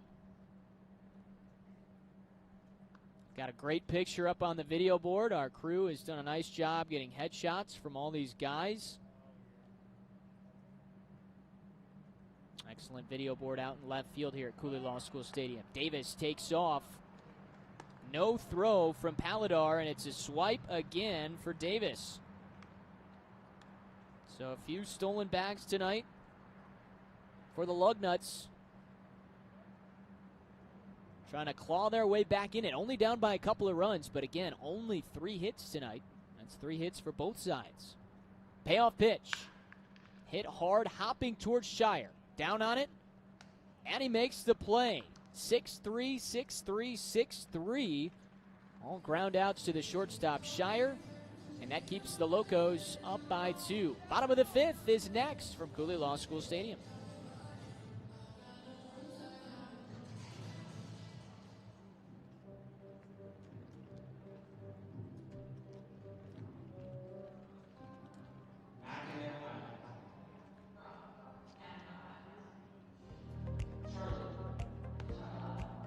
My name is Chad Ross-Kelly. I'm the director of baseball here for the Lemonade League, and I kind of oversee both the Locos and the Lugnuts. What's your own baseball background? I played at Michigan State. I was there 5 years. I was a catcher / DH. Had some injuries. Had moved to DH. And then I was at LCC 2 years ago. And then this past year I was at Oakland. As a player, did you play any summer ball? I did, yeah. I had some good experiences. I was down in Ohio a couple summers. It was a good opportunity for me to meet people.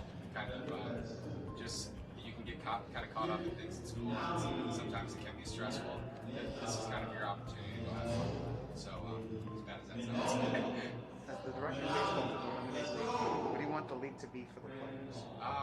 I would like to use that as kind of a developmental league. I want these guys to go back in the fall, get in front of their coaches at their schools, and just I want them to kind of be in awe of, wow, they made some changes.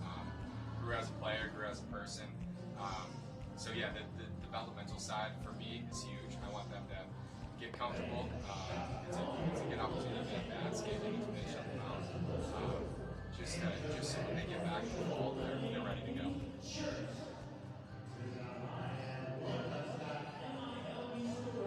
Shop all of your Lugnuts and Locos needs at the Nuts and Bolts store, and just added official Lemonade League shirts, and they look pretty cool. You can visit online at lugnuts.milbstore.com or visit in person. Masks are required for in-store shopping. Go Nuts and Vamos Locos.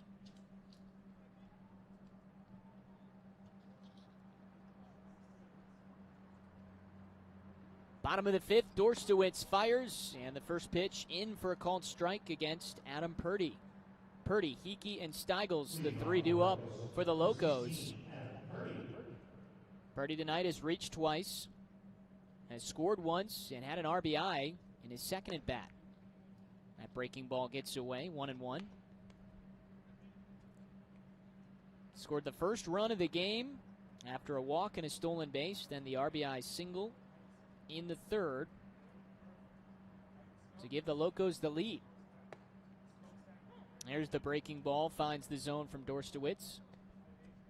A run for the Locos in the first, the third, and the fourth. They've scored the last two half innings. Can they do it again here against Dorstowitz, who's been very stingy so far in the Lemonade League action? 2-2.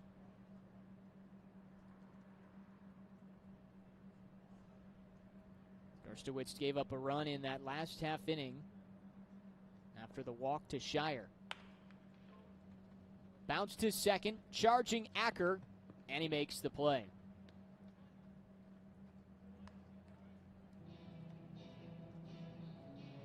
Just mention about the Nuts and Bolts store. Again, if you come in person, you do have to wear a mask,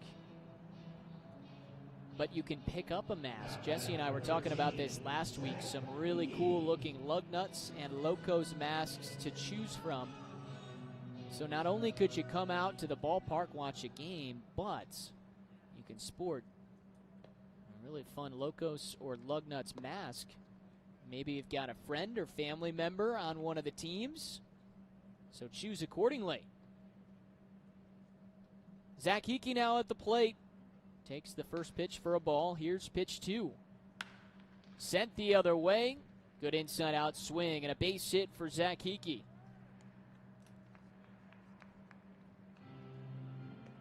Second hit in the league for Hickey in the first tonight. He's 1 for 3. Second hit given up by Adam Dorstowitz. And now it's Michael Steigels.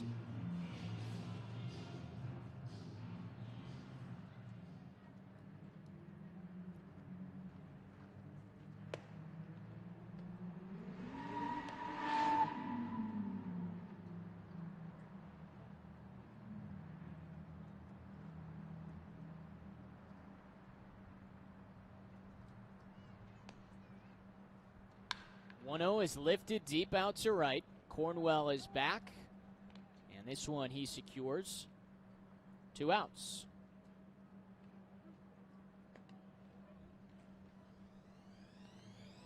Until last half inning, that was the difference. The ball that Cornwell dropped in the third allowed the second run as Purdy came through with the RBI single.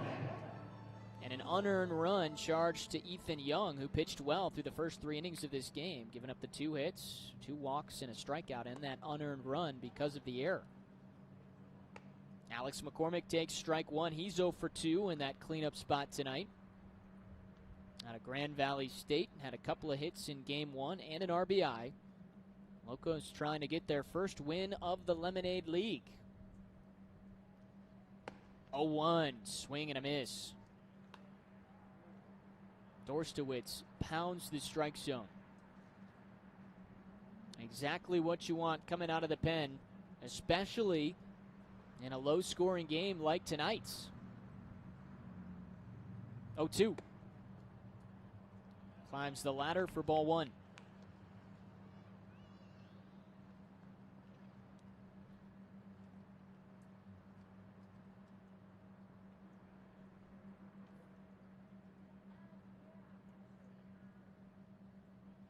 There goes Hickey taking off for second, and he's in without a throw, but that's a strikeout to McCormick, and that's the end of the 5th.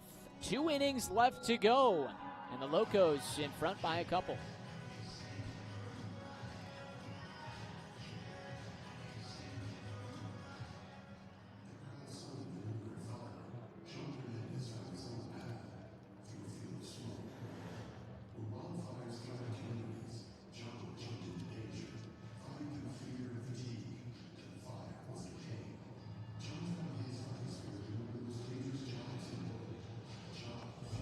proud son of an immigrant father, John Hernandez found his own path through a field of smoke.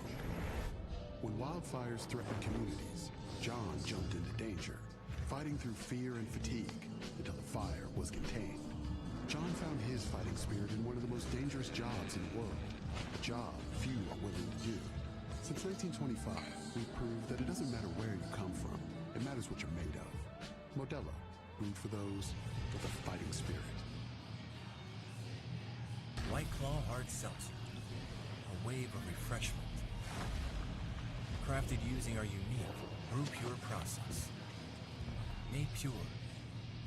Nothing tastes like White Claw Hard Seltzer.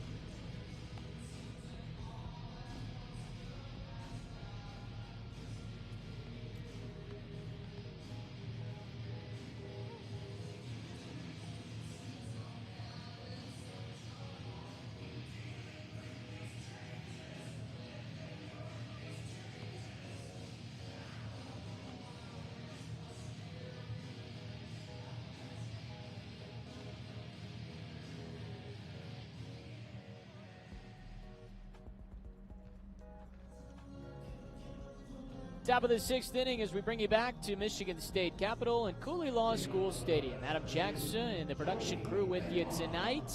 Appreciate you stopping in, however you're watching, whether it's Facebook, YouTube. We are happy to have you alongside and bring you some baseball. Aaron Houston, the new pitcher. And the first pitch to Joey Paywan, sprayed foul. Good outing for Brendan Bilkovic, who exits 2 innings pitched, a couple of hits allowed, no runs, no walks, and 3 strikeouts. And submarine throwing pitch delivers a bloop shot to shallow left, and Williams comes in to make the catch, and Paywan is put aside. Well, certainly if the Locos are going to get their first win of this league, it's going to do a lot with their pitching tonight. Nick O'Day, Ryan Abenth, and Brendan Bilkovic have been terrific. Just 3 hits allowed between the 3. Only 1 run, only 3 walks, and 5 strikeouts. Strike 1 to Andrew Morrow.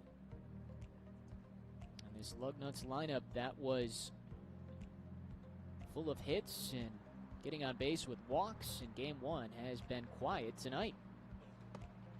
Good looking pitch there outside the zone. 0-2. Morrow trying to chase that one.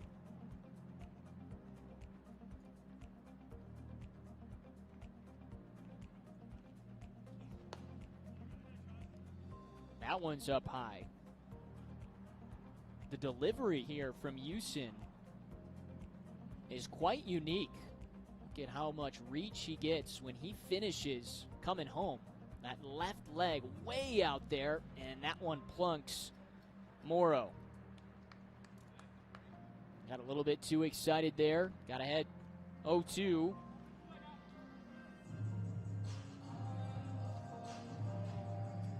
He's one of the 4 Chippewas in the league, coming down from Mount Pleasant to participate in the Lemonade League. A junior with Central Michigan. That sent foul from Zahid Walker. It's a matchup that you get every year when both Central Michigan and Michigan State play. They're typically playing each other, and that's what you've got right now between Walker and Houston. Ball and a strike.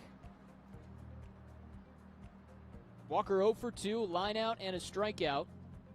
Again, just 3 hits tonight for the Lugnuts. Only down 2 runs, though. They're being out hit 4-3. They do have the 1 error that allowed the second run to come in. 1-2. Good pitching tonight from the Locos and no errors.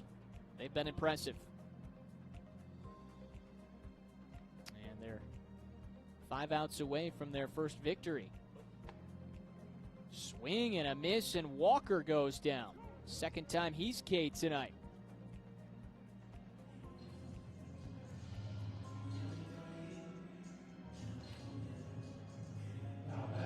Cam View has to be pretty impressed tonight. The pitching coach and member of the Pittsburgh Pirates organization, former Michigan State Spartan for the Locos.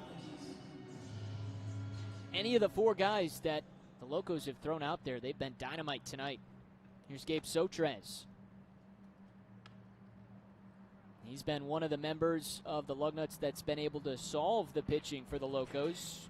1 for 1 and also walked in the second. Came around to score the only run for the Lugnuts. Base hit in the 4th. And he's got a friendly count here, 2-0.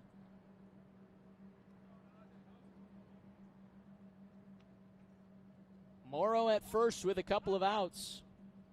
Hoping his teammate can help knock him in. That's his Lugnuts teammate and his Michigan State teammate. As we get a little conference on the mound between Houston and Paladar.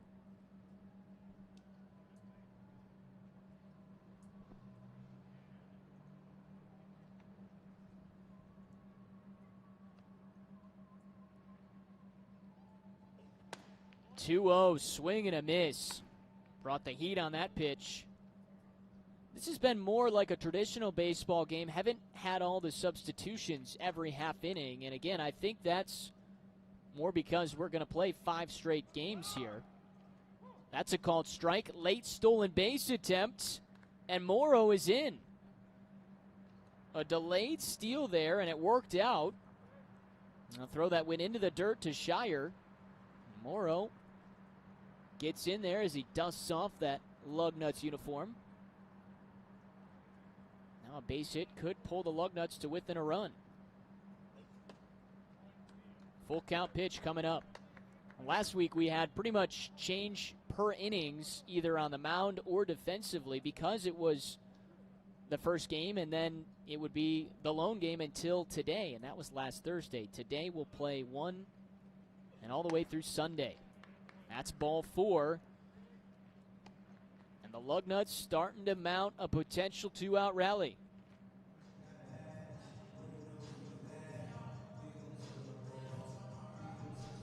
Again, just a reminder, we'll be back tomorrow at 7 o'clock. Hoping Jesse Goldberg-Strassler will be back with us. He'll return sometime this week. And we'll have all the games streamed for you through Sunday. Strike 1 to Van Acker. Friday, 7 o'clock start. Saturday, 7 o'clock start. And then we'll go day game 1 o'clock on Sunday before next week. Double steal here. Both guys taking off. It's a high throw to second into center field. And Morrow comes around to score. Into third goes Sotrez. And it's a 3-2 game.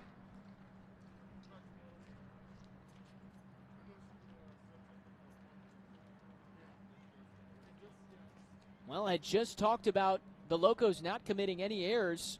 There's the first one of the night, and it's costly. Overthrow from Paladar.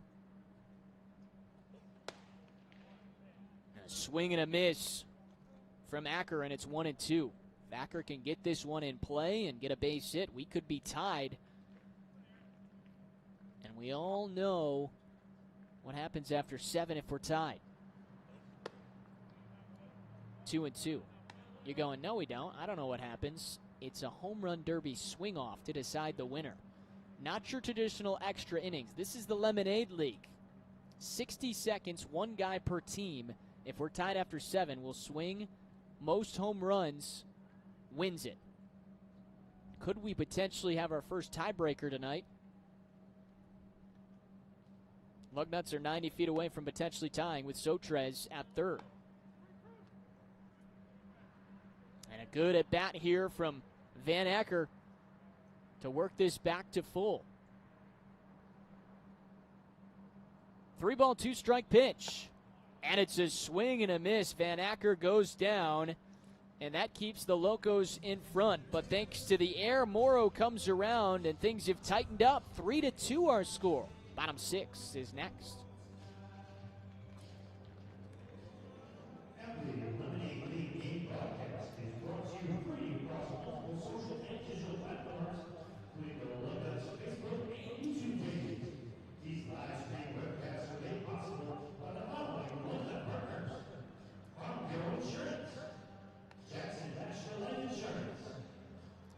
Every Lemonade League game broadcast is brought to you free across multiple social and digital platforms, including the Lugnuts Facebook and Twitter pages. These live-streamed webcasts are made possible by the following Lugnuts partners: Farm Bureau Insurance, Jackson National Life Insurance, Dan Henry Distributing, Granger General Motors, Blue Cross Blue Shield, LAFQ, Dean Transportation, WMU Cooley Law School, Capital Region International Airport, Lansing Board of Water and Light, Physicians Health Plan, Meyer, Gordon Food and Service, Michigan Student Aid, and Sparrow. Thanks so much to our partners and all the work that they do.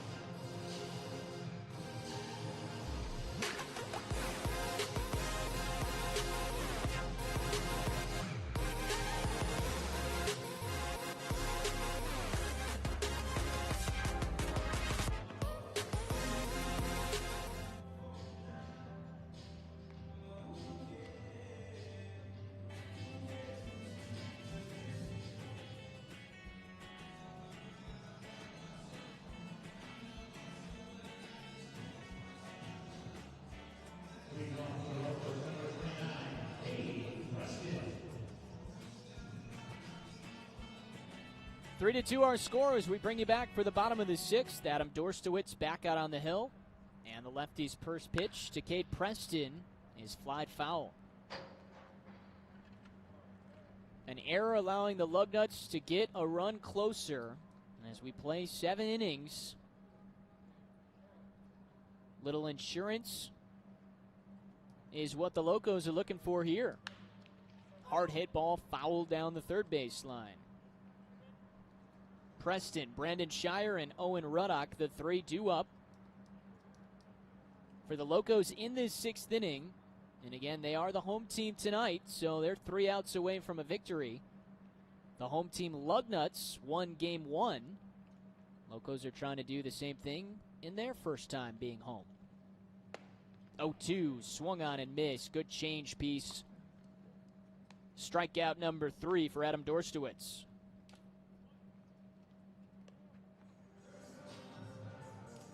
Well, Preston fouled one off to right.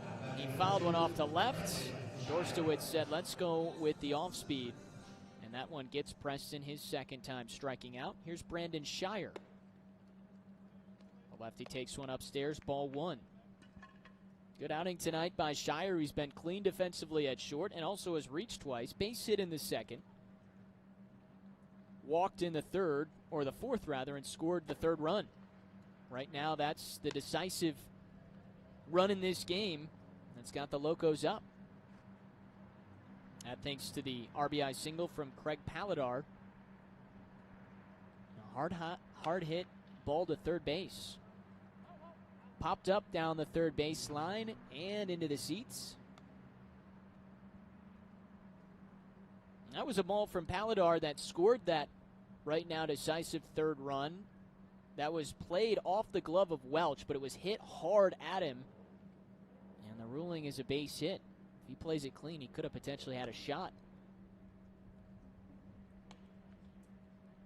to either get Shire, or to get Paladar rather, or at least keep that ball from allowing Shire to come in and score. 3-1. And that's ball 4. So Shire reaches tonight for the third time, his second straight walk. Been longer outings tonight for the Lugnuts, letting their guys go a little bit. Again, longer than what we saw in game 1, where it was pretty much an inning or less. This is inning number 3 of work for Dorstowitz. That's hit hard back up the middle. Ruddock is aboard, and they're at first and second with 1 out.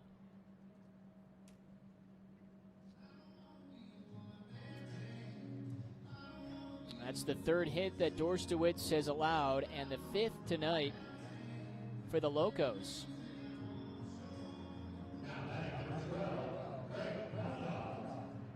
Nobody warming in the pen for the Lugnuts. They're going to ride Dorstowitz here as the Locos look for some insurance in the late innings. Big swing from Craig Paladar. Again, he had the decisive RBI single in his last at-bat in the fourth. That gave the Locos that third run. That's got them in front 3-2.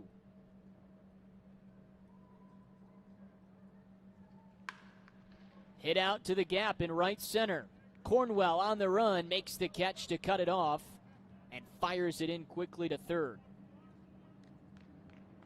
There's the second out of the inning.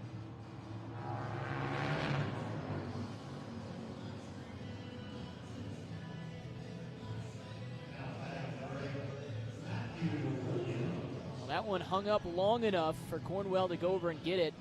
And now Dorstowitz an opportunity to get out of this inning. Get the Lugnuts up to the plate one more time to try and even up or grab the lead. It's the 9-hitter Matthew Williams. Great job by Thomas Burrell calling the balls and strikes behind the plate tonight. Mitch Treziak, his teammate in the field, the two umpires working game 2 of the Lemonade League. Williams takes it upstairs, 2-0.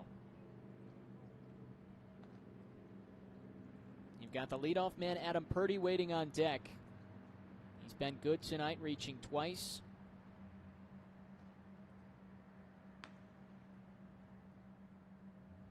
(2-0). And it's fouled back.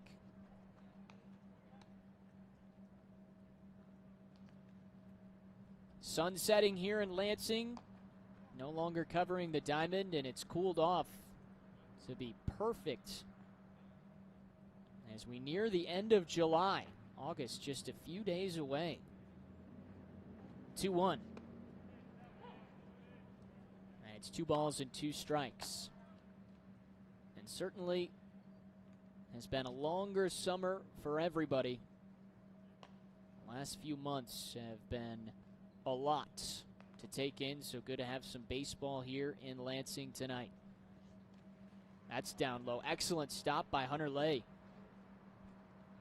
That keeps a force option at every bag instead of having runners at second and third and a base hit potentially scoring 2.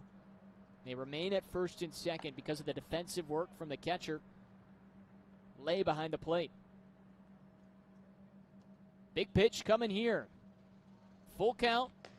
Matthew Williams. Runners take off. Lifted out to right.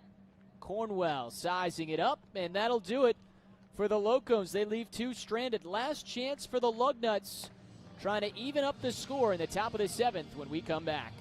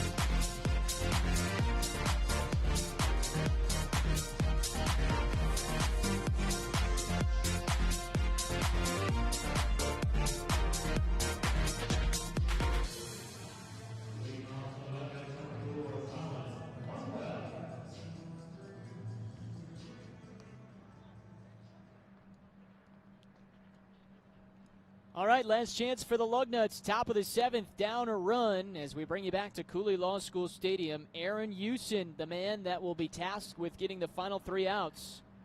Colin Cornwell rips this the opposite way, dropping for a base hit, and the leadoff man is on for the Lugnuts. Wide turn there, but Cornwell, good swing. And the rally begins for the Lugnuts. They've been behind all night, tied the game in the 2nd, but have been behind for good since the 3rd. Pulled back within a run in the last half inning that they came to the plate. Can they tie this thing up or potentially take the lead? The pitching, stellar tonight from the Locos. 6 innings of work, giving up just 4 hits. Now with that last swing, but coming into this half inning, it only allowed 3 hits and 4 walks while racking up 7 strikeouts. That ball stays inside on Logan Welch. He had the RBI double in the 2nd. It's that blooper down the line that Steigels couldn't quite get to. This one is down that line. Look out as the bullpen scatters.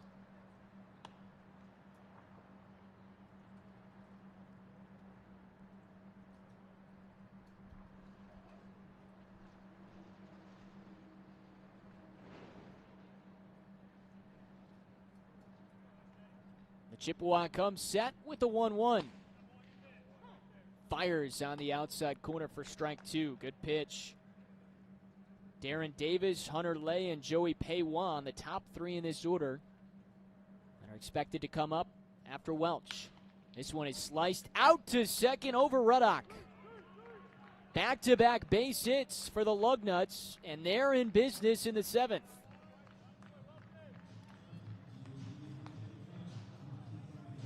Well, you can't ask for anything better from the bottom of your order. Cornwell delivers. Welch delivers. And now here comes Darren Davis, who has only been put down 1 time in his 7 plate appearances throughout the first 2 games of this league. Double, single, walk in game 1. Walk, hit by pitch, single tonight. And he's ahead 1-0. A base hit could tie us. Cornwell, good speed over there at second. This is ripped out to right. Steigels towards the line. He's got it. Cornwell tags and advances to third.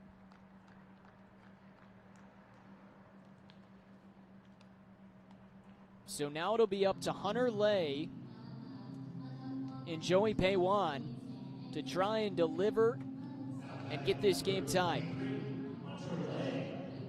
Can Aaron Houston finish it off?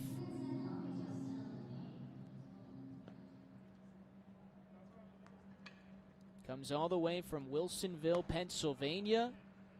Does Houston, plays up in Mount Pleasant for Jordan Bischel in Central Michigan.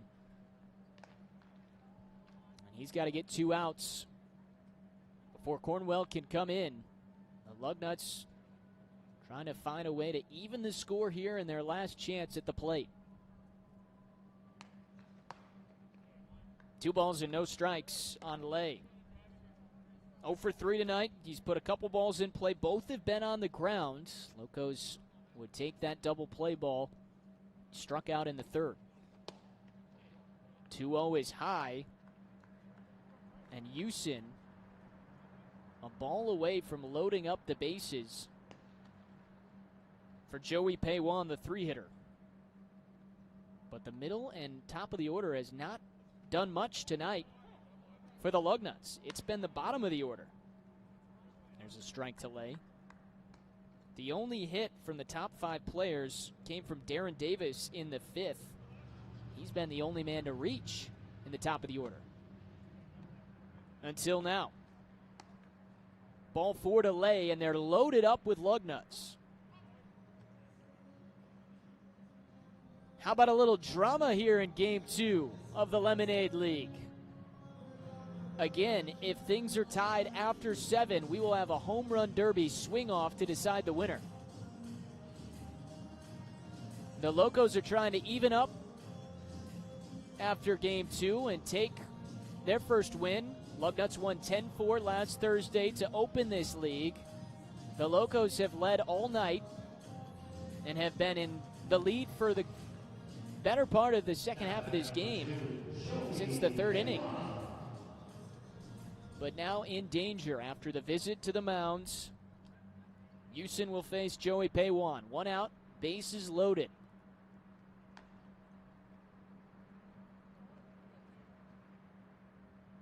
Paywan 0 for 3 tonight.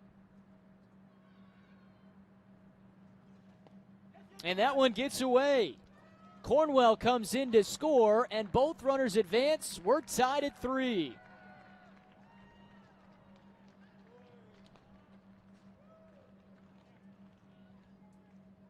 A wild pitch from Houston, and this game is tied.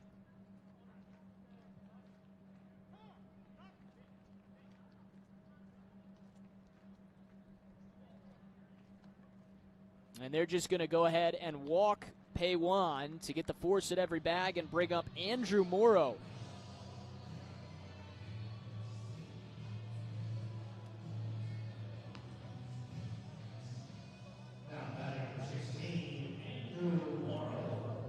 So now from losing the lead to trying to keep this game tied, and they're still going to go with Houston in this spot.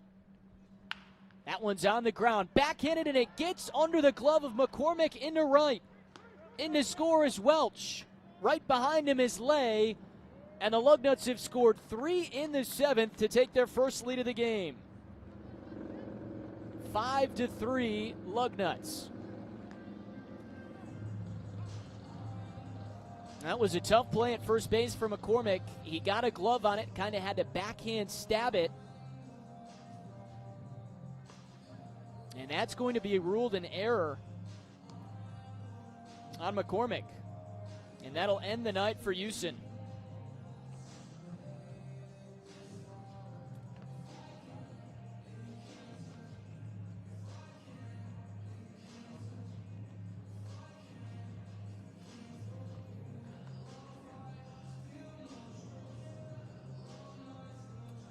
Well, it had been 6 innings of great pitching and defense from the Locos. Outside of mistakes, you should say 5 innings, because an error from Paladar behind the plate in the 6th allowed the second run. And then that error just called allows the 2 go-ahead runs. And it's 5-3 Lugnuts trying to steal one in Game 2. And you've still got a couple runners on.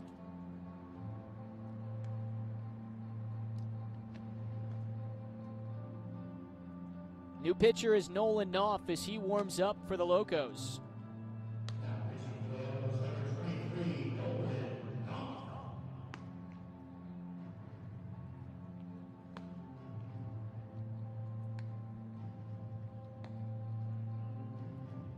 Five of the first 6 batters have reached in this 7th inning. Locos needed to get 3 outs to get the win. Instead, 2 base hits given up to the 8 and 9 hitters, Cornwell and Welch. Davis, the fly out to right, but that moved Welch or Cornwell over to third. And then a wild pitch and an error. The cause of 3 runs coming in. Outside of a walk and an intentional walk. And the inning continues for Zaid Walker. Now the Lugnuts are 3 outs away from pulling off their 2nd straight victory. Big swing and a miss from Walker. He's been a strikeout victim twice tonight. Did so in the 4th and the 6th. He lined out in the 2nd.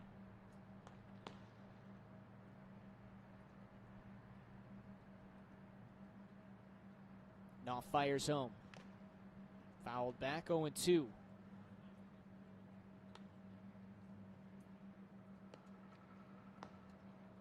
Nolan Knopf, a 2-pitch guy, fastball, breaking ball out of Saginaw Valley State. Another local guy right out of DeWitt, just up the road, one of the 4 members of the Panthers in this league. 0-2 is reached on over to short. Shire goes to second. The relay to first. Little late, so just the play at second. And they'll remain at the corners with 2 away.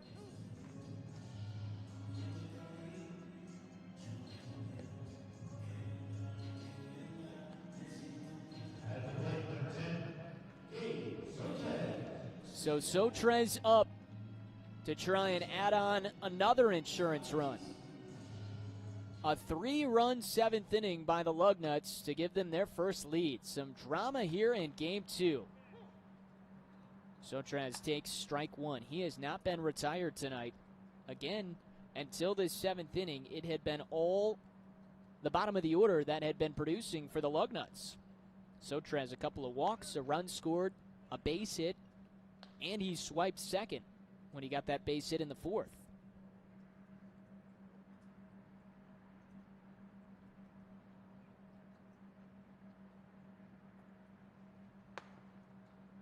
That's up a high, and it's 1-1.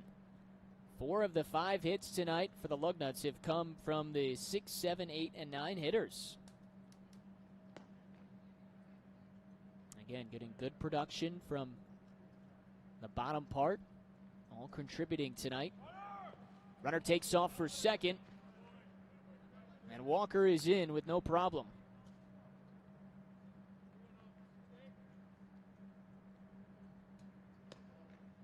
Lugnuts looking for a comeback victory.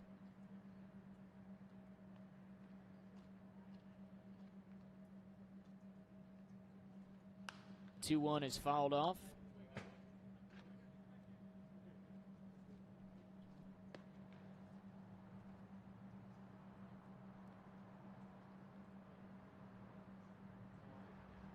Base hit here could potentially score 2 and make this a 5-run half inning.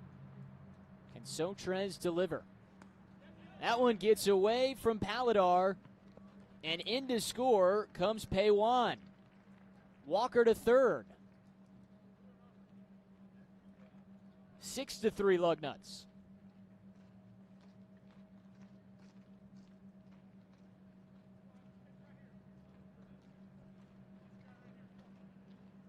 Oh, the Locos have just fallen apart in the 7th inning. And they had played such a clean game through 5 innings. Some mistakes here in the last couple of frames, though. There's a good pitch from Knopf. He gets the strikeout on the off-speed pitch. And the Locos with work to do. They are now trailing 6-3 as we go to the bottom half of the 7th. Last chance for the Locos when we come back.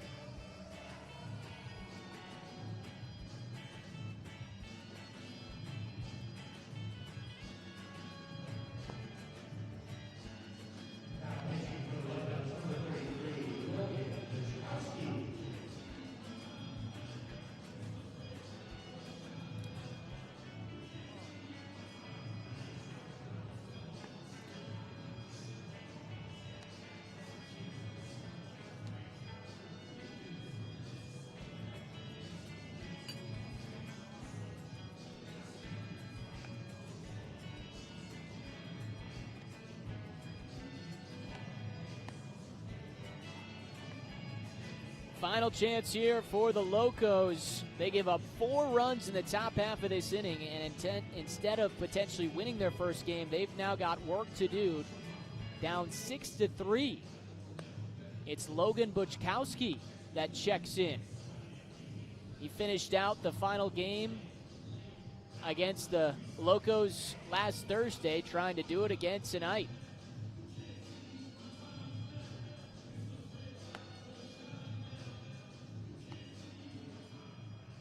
A cotton candy sky above as the sun sets in Lansing. Gorgeous light blue and pink above us. And maybe a missed opportunity for the Locos. We'll see what they can do to try and get back into this one.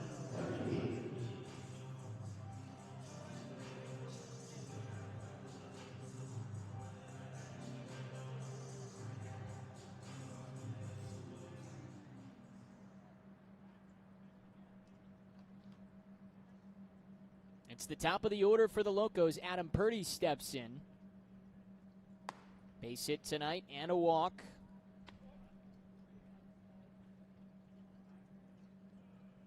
Scouting report on Buchkowski. He's got that high heat fastball. He can run it up there. Plays off of it with the breaking ball, but he wants to pound you with that fastball.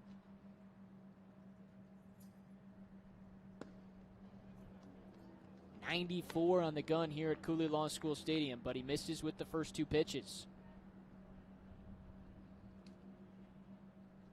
Well, the Locos were 3 outs away from getting their first win. Instead, they give up 4 runs. Can they potentially get some back here in the 7th to extend this thing? They need 3 to tie to force the home run derby swing off. Or 4 to win.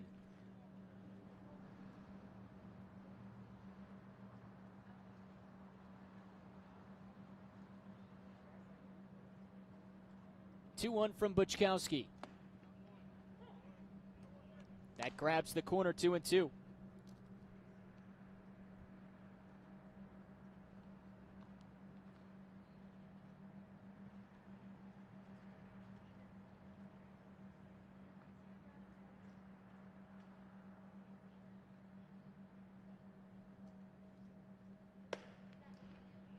And we'll go full count here to Purdy.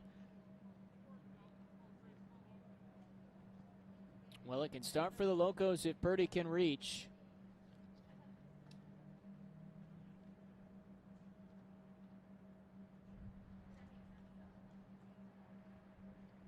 And Buchkowski will step off, try and figure out what's he going to throw to Hunter Lay. He allowed a few base runners before getting the final outs in the 7th of last Thursday's opener. The payoff pitch. And it's ball 4.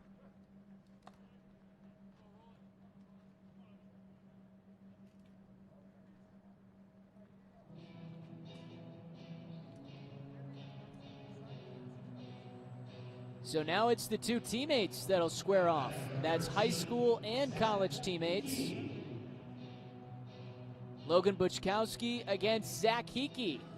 I think these guys are pretty familiar with one another. Went to Mount Pleasant High School together and now Central Michigan.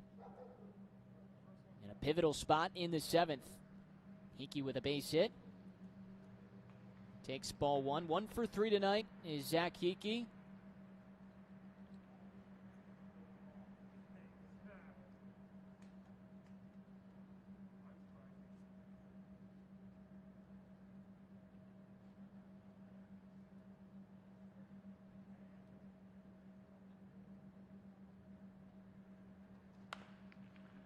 Half-hearted swing there, and it's 1-1. Both guys with extended families that have played sports up in Mount Pleasant, the high school and collegiate level for the Chippewas or for the Oilers.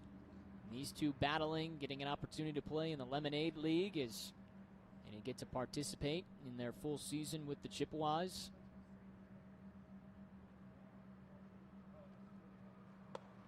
There's the breaking ball. Off touch, though, from Buchkowski. It's 2-1. Hickey, a guy that does not chase much out of the zone. He's very disciplined at the plate. One of the reasons he's usually up high in the lineup. He finds ways to get on base.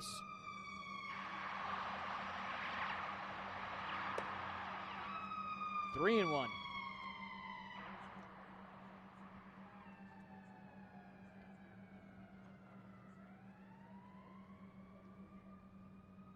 Michael Steigel's the man on deck. 0 for 1 tonight with a walk, though, and a sac fly. Part of the order you want up if you're the Locos. There's strike two. Just nipped that outside corner. Call made by Thomas Burrell there behind home plate. Hickey was thinking it was ball four. Instead, 3-ball, 2-strike pitch coming. Another full count at bat. Purdy reached with a walk. What does Hickey do? Stays alive, fouling it off.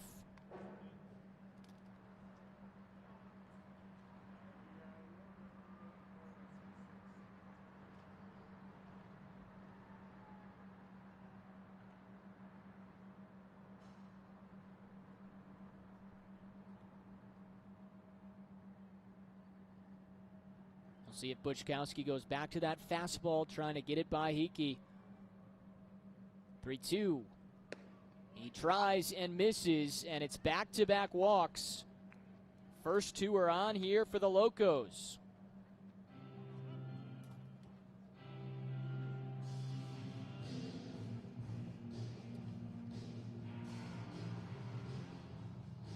All right, Riley McCauley will come out. Former Spartan and pitching coach now for the Lugnuts. Try and settle down Buczkowski. He's just missed. Been around the zone, but missing with that fastball. And that's given the Locos an opportunity here. Try and put together a rally in this 7th inning. McCauley not having a season. He's in the minors with the Chicago Cubs organization. So out here coaching in the Lemonade League.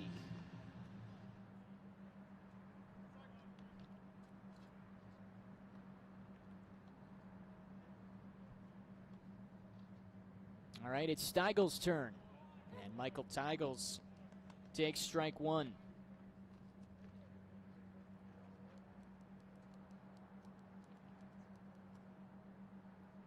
First and second, nobody out. Last at bats here for the Locos, down 3.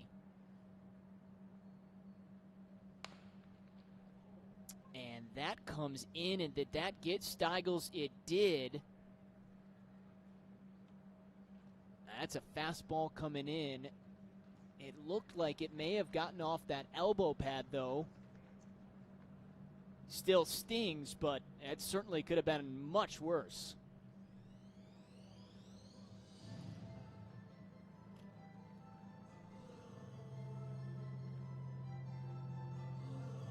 What a wild game this has turned into. The Locos looked like they were cruising to a pitcher's duel win. If you take a look at that last one, yep, right there off the elbow pad. That's exactly why you wear it. Still doesn't feel good, but it feels a lot better than what it would if that elbow pad wasn't there. Bases are loaded, nobody out. Alex McCormick at the plate. 3 runs to tie, 4 to win in this 7th inning after a 4-run top of the 7th from the Lugnuts to take their first lead. 1-1. And now we start to get some action in the Lugnuts bullpen.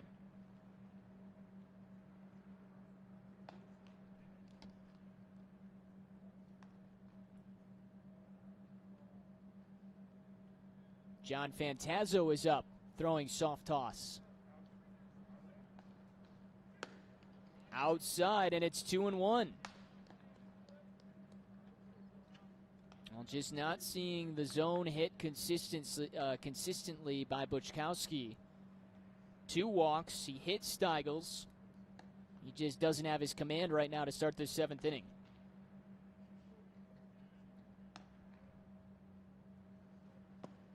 And it's now 3-1. So Buczkowski in danger of walking in a run. Kate Preston waits on deck.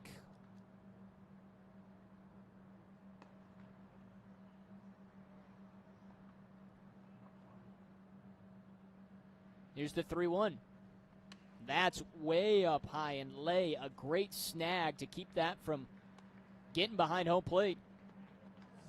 6-4 our score, and still nobody out.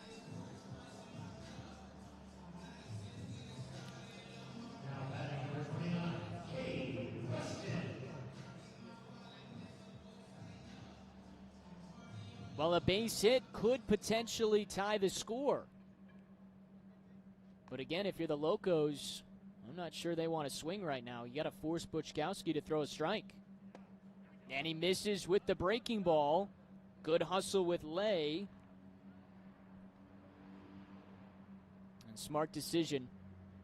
Don't force it and try and come home when there's still nobody out and you've got the bases loaded. And the Locos don't try and take that base there after the ball got away. The 1-0 to Preston. That's up high, and it's 2-0. Now the question becomes, how long do you leave Buczkowski out there knowing that he just can't hit the zone right now? It's a 2-run game, and there's nobody out with the bases loaded. 2-0. There's his strike as he gets it by Preston. Big pitch for Buczkowski.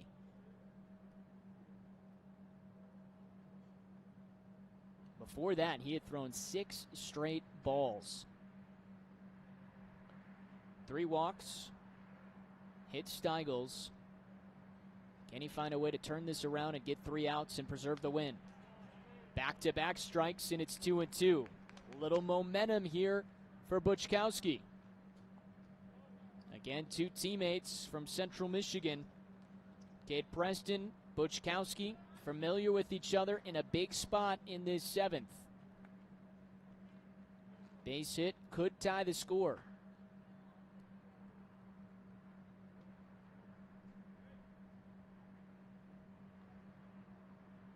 The 2-2. And we're full.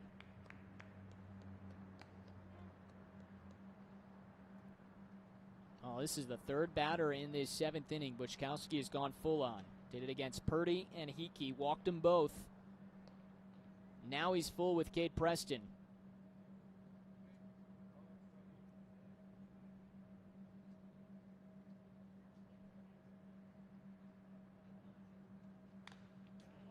And Preston fights it off.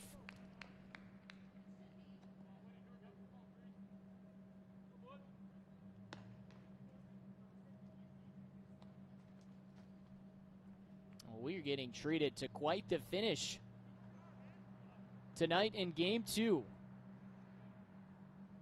Looked like the Lugnuts were on their way to a comeback, and now the Locos fighting back here in the bottom half of the inning. 3-2 pitch, and that's ball 4. It's a 1-run game.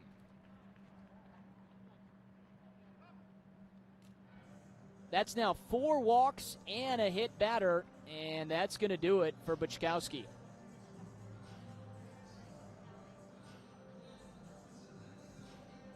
Well, you feel bad for Buczkowski. Just didn't have it tonight. And now, this is a tough spot for John Fantazzo to come in. Bases loaded, teams up by a run, nobody out in the last half inning.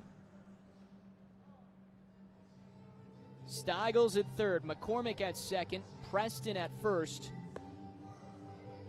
And John Fantazzo, the Saginaw Valley State Cardinal,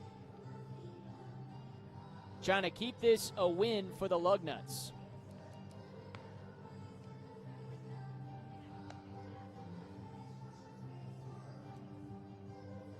You'll see fastball changeup mostly from Fantazzo. Does have the breaking ball that he'll utilize as well.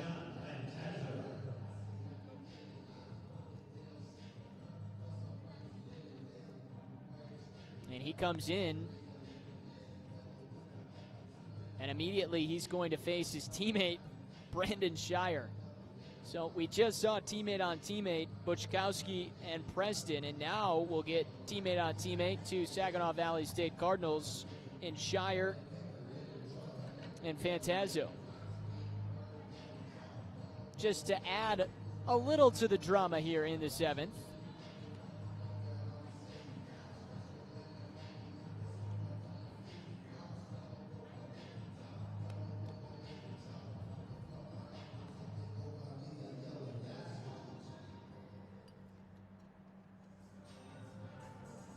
Leo go out there, make sure he's on the same page as his pitcher. Again, so far, this 7th inning has been wild. We came to the top of the 7th, 3-2 Locos, and then they had a meltdown 7th. Gave up a couple base hits, then a few walks, an error, and 4 runs later, they came into this 7th inning down 6-3. But now 4 walks and a hits batter, and they're within 1, still nobody out, and the bases are full. Fantazzo finds the zone though, strike 1. Goes off speed with that first pitch. Here's pitch 2. That one stays elevated. It's been a great night for Brandon Shire. 1 for 1, but he's reached all 3 times. Walked in the 4th and the 6th. Came around to score in the 4th. Base hit in that 2nd inning. And he's now got a friendly 2-1 count. A base hit could win it. McCormick's at second. If he could get around and score, it'd be over. That's up high, and it's 3-1. We're a ball away from being tied in the 7th. 6-5. Lugnuts holding on, but they don't have an out. And they can't find the zone. There it is, a strike poured in by Fantazzo.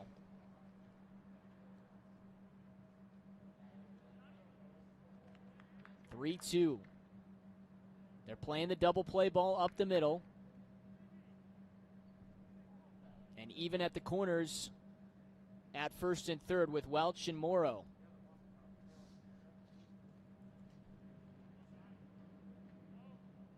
Big pitch right here, the payoff. Slice down that line and foul.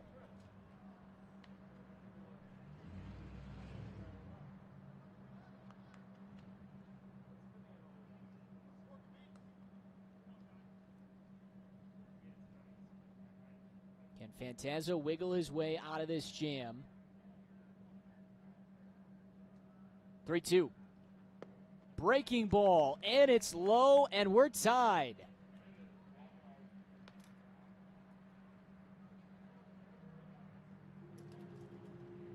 Down 3 runs, the Locos say no problem.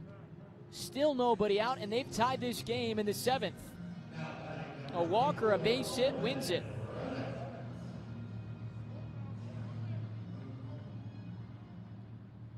Or do we have 3 straight outs in a home run derby? Bouncing ball down the third base side, and it's a foul ball off of Ruddock. That would have done it if it wouldn't have hit him. McCormick goes back to third. Preston at second, and Shire at first. What a game this has turned into alone in this 7th inning. The Locos looking for their first win in this league. Infield is drawn in for the Lugnuts. Ruddock tonight 1 for 3, base hit in his last at bat. And he's behind 0-2. Well, if Fantazzo could get a strikeout here, then you could set up and potentially get a double play to try and push this into that home run derby swing off. But you got to get the strikeout first. 0-2. Good pitch, but kept it outside. And Ruddock didn't bite.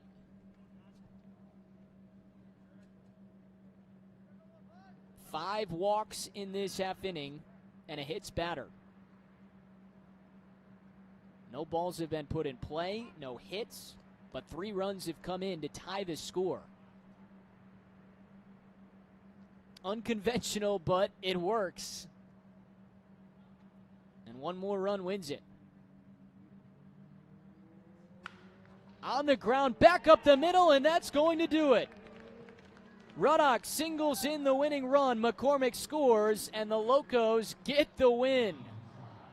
A 4-run bottom of the 7th after 4 came in the top of the 7th. And the Locos celebrate victory number 1 in the Lemonade League.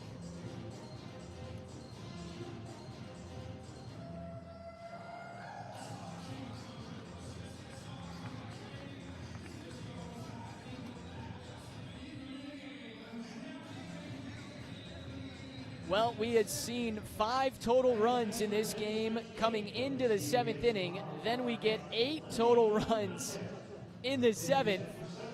And this thing ends 7-6 in favor of the Locos. Their first win in this Lemonade League after the Lugnuts won the opener last Thursday 10-4. What a fun one tonight. We appreciate you stopping in and joining us as the Locos come through in the bottom of the 7th. Going to have to go with the hit of the game, Owen Ruddock, the only hit in that 7th inning after we saw walk, hit batter, walk to tie the game. And then an RBI single from Owen Ruddock, his second base hit. That scores Alex McCormick. And it makes it 7-6, the final. Locos coming up with the victory. So Owen Ruddock coming through with the RBI single. Again, the Locos had led pretty much throughout the entire game from the 3rd inning on. They were up 3-1. Lugnuts got a run in the 6th to make it 3-2 after an error from Craig Paladar. Threw it over second base, made it 3-2, and then in the top of the 7th, the Lugnuts got 2 base hits from Cornwell and Welch before getting a couple of walks. And then an error on Andrew Morrow's hard hit ball to first allowed more runs to come in. They had a 4-run 7th. Went up 6-3, but then the Locos came back. They score 4 runs in the bottom of the 7th to equal the total and take the 7-6 win. What a game tonight between the Locos and the Lugnuts. Game 2 of the Lemonade League. And we can't wait to do it again tomorrow night. Again, we'll be back here, Game 3 of the league. 7 o'clock start.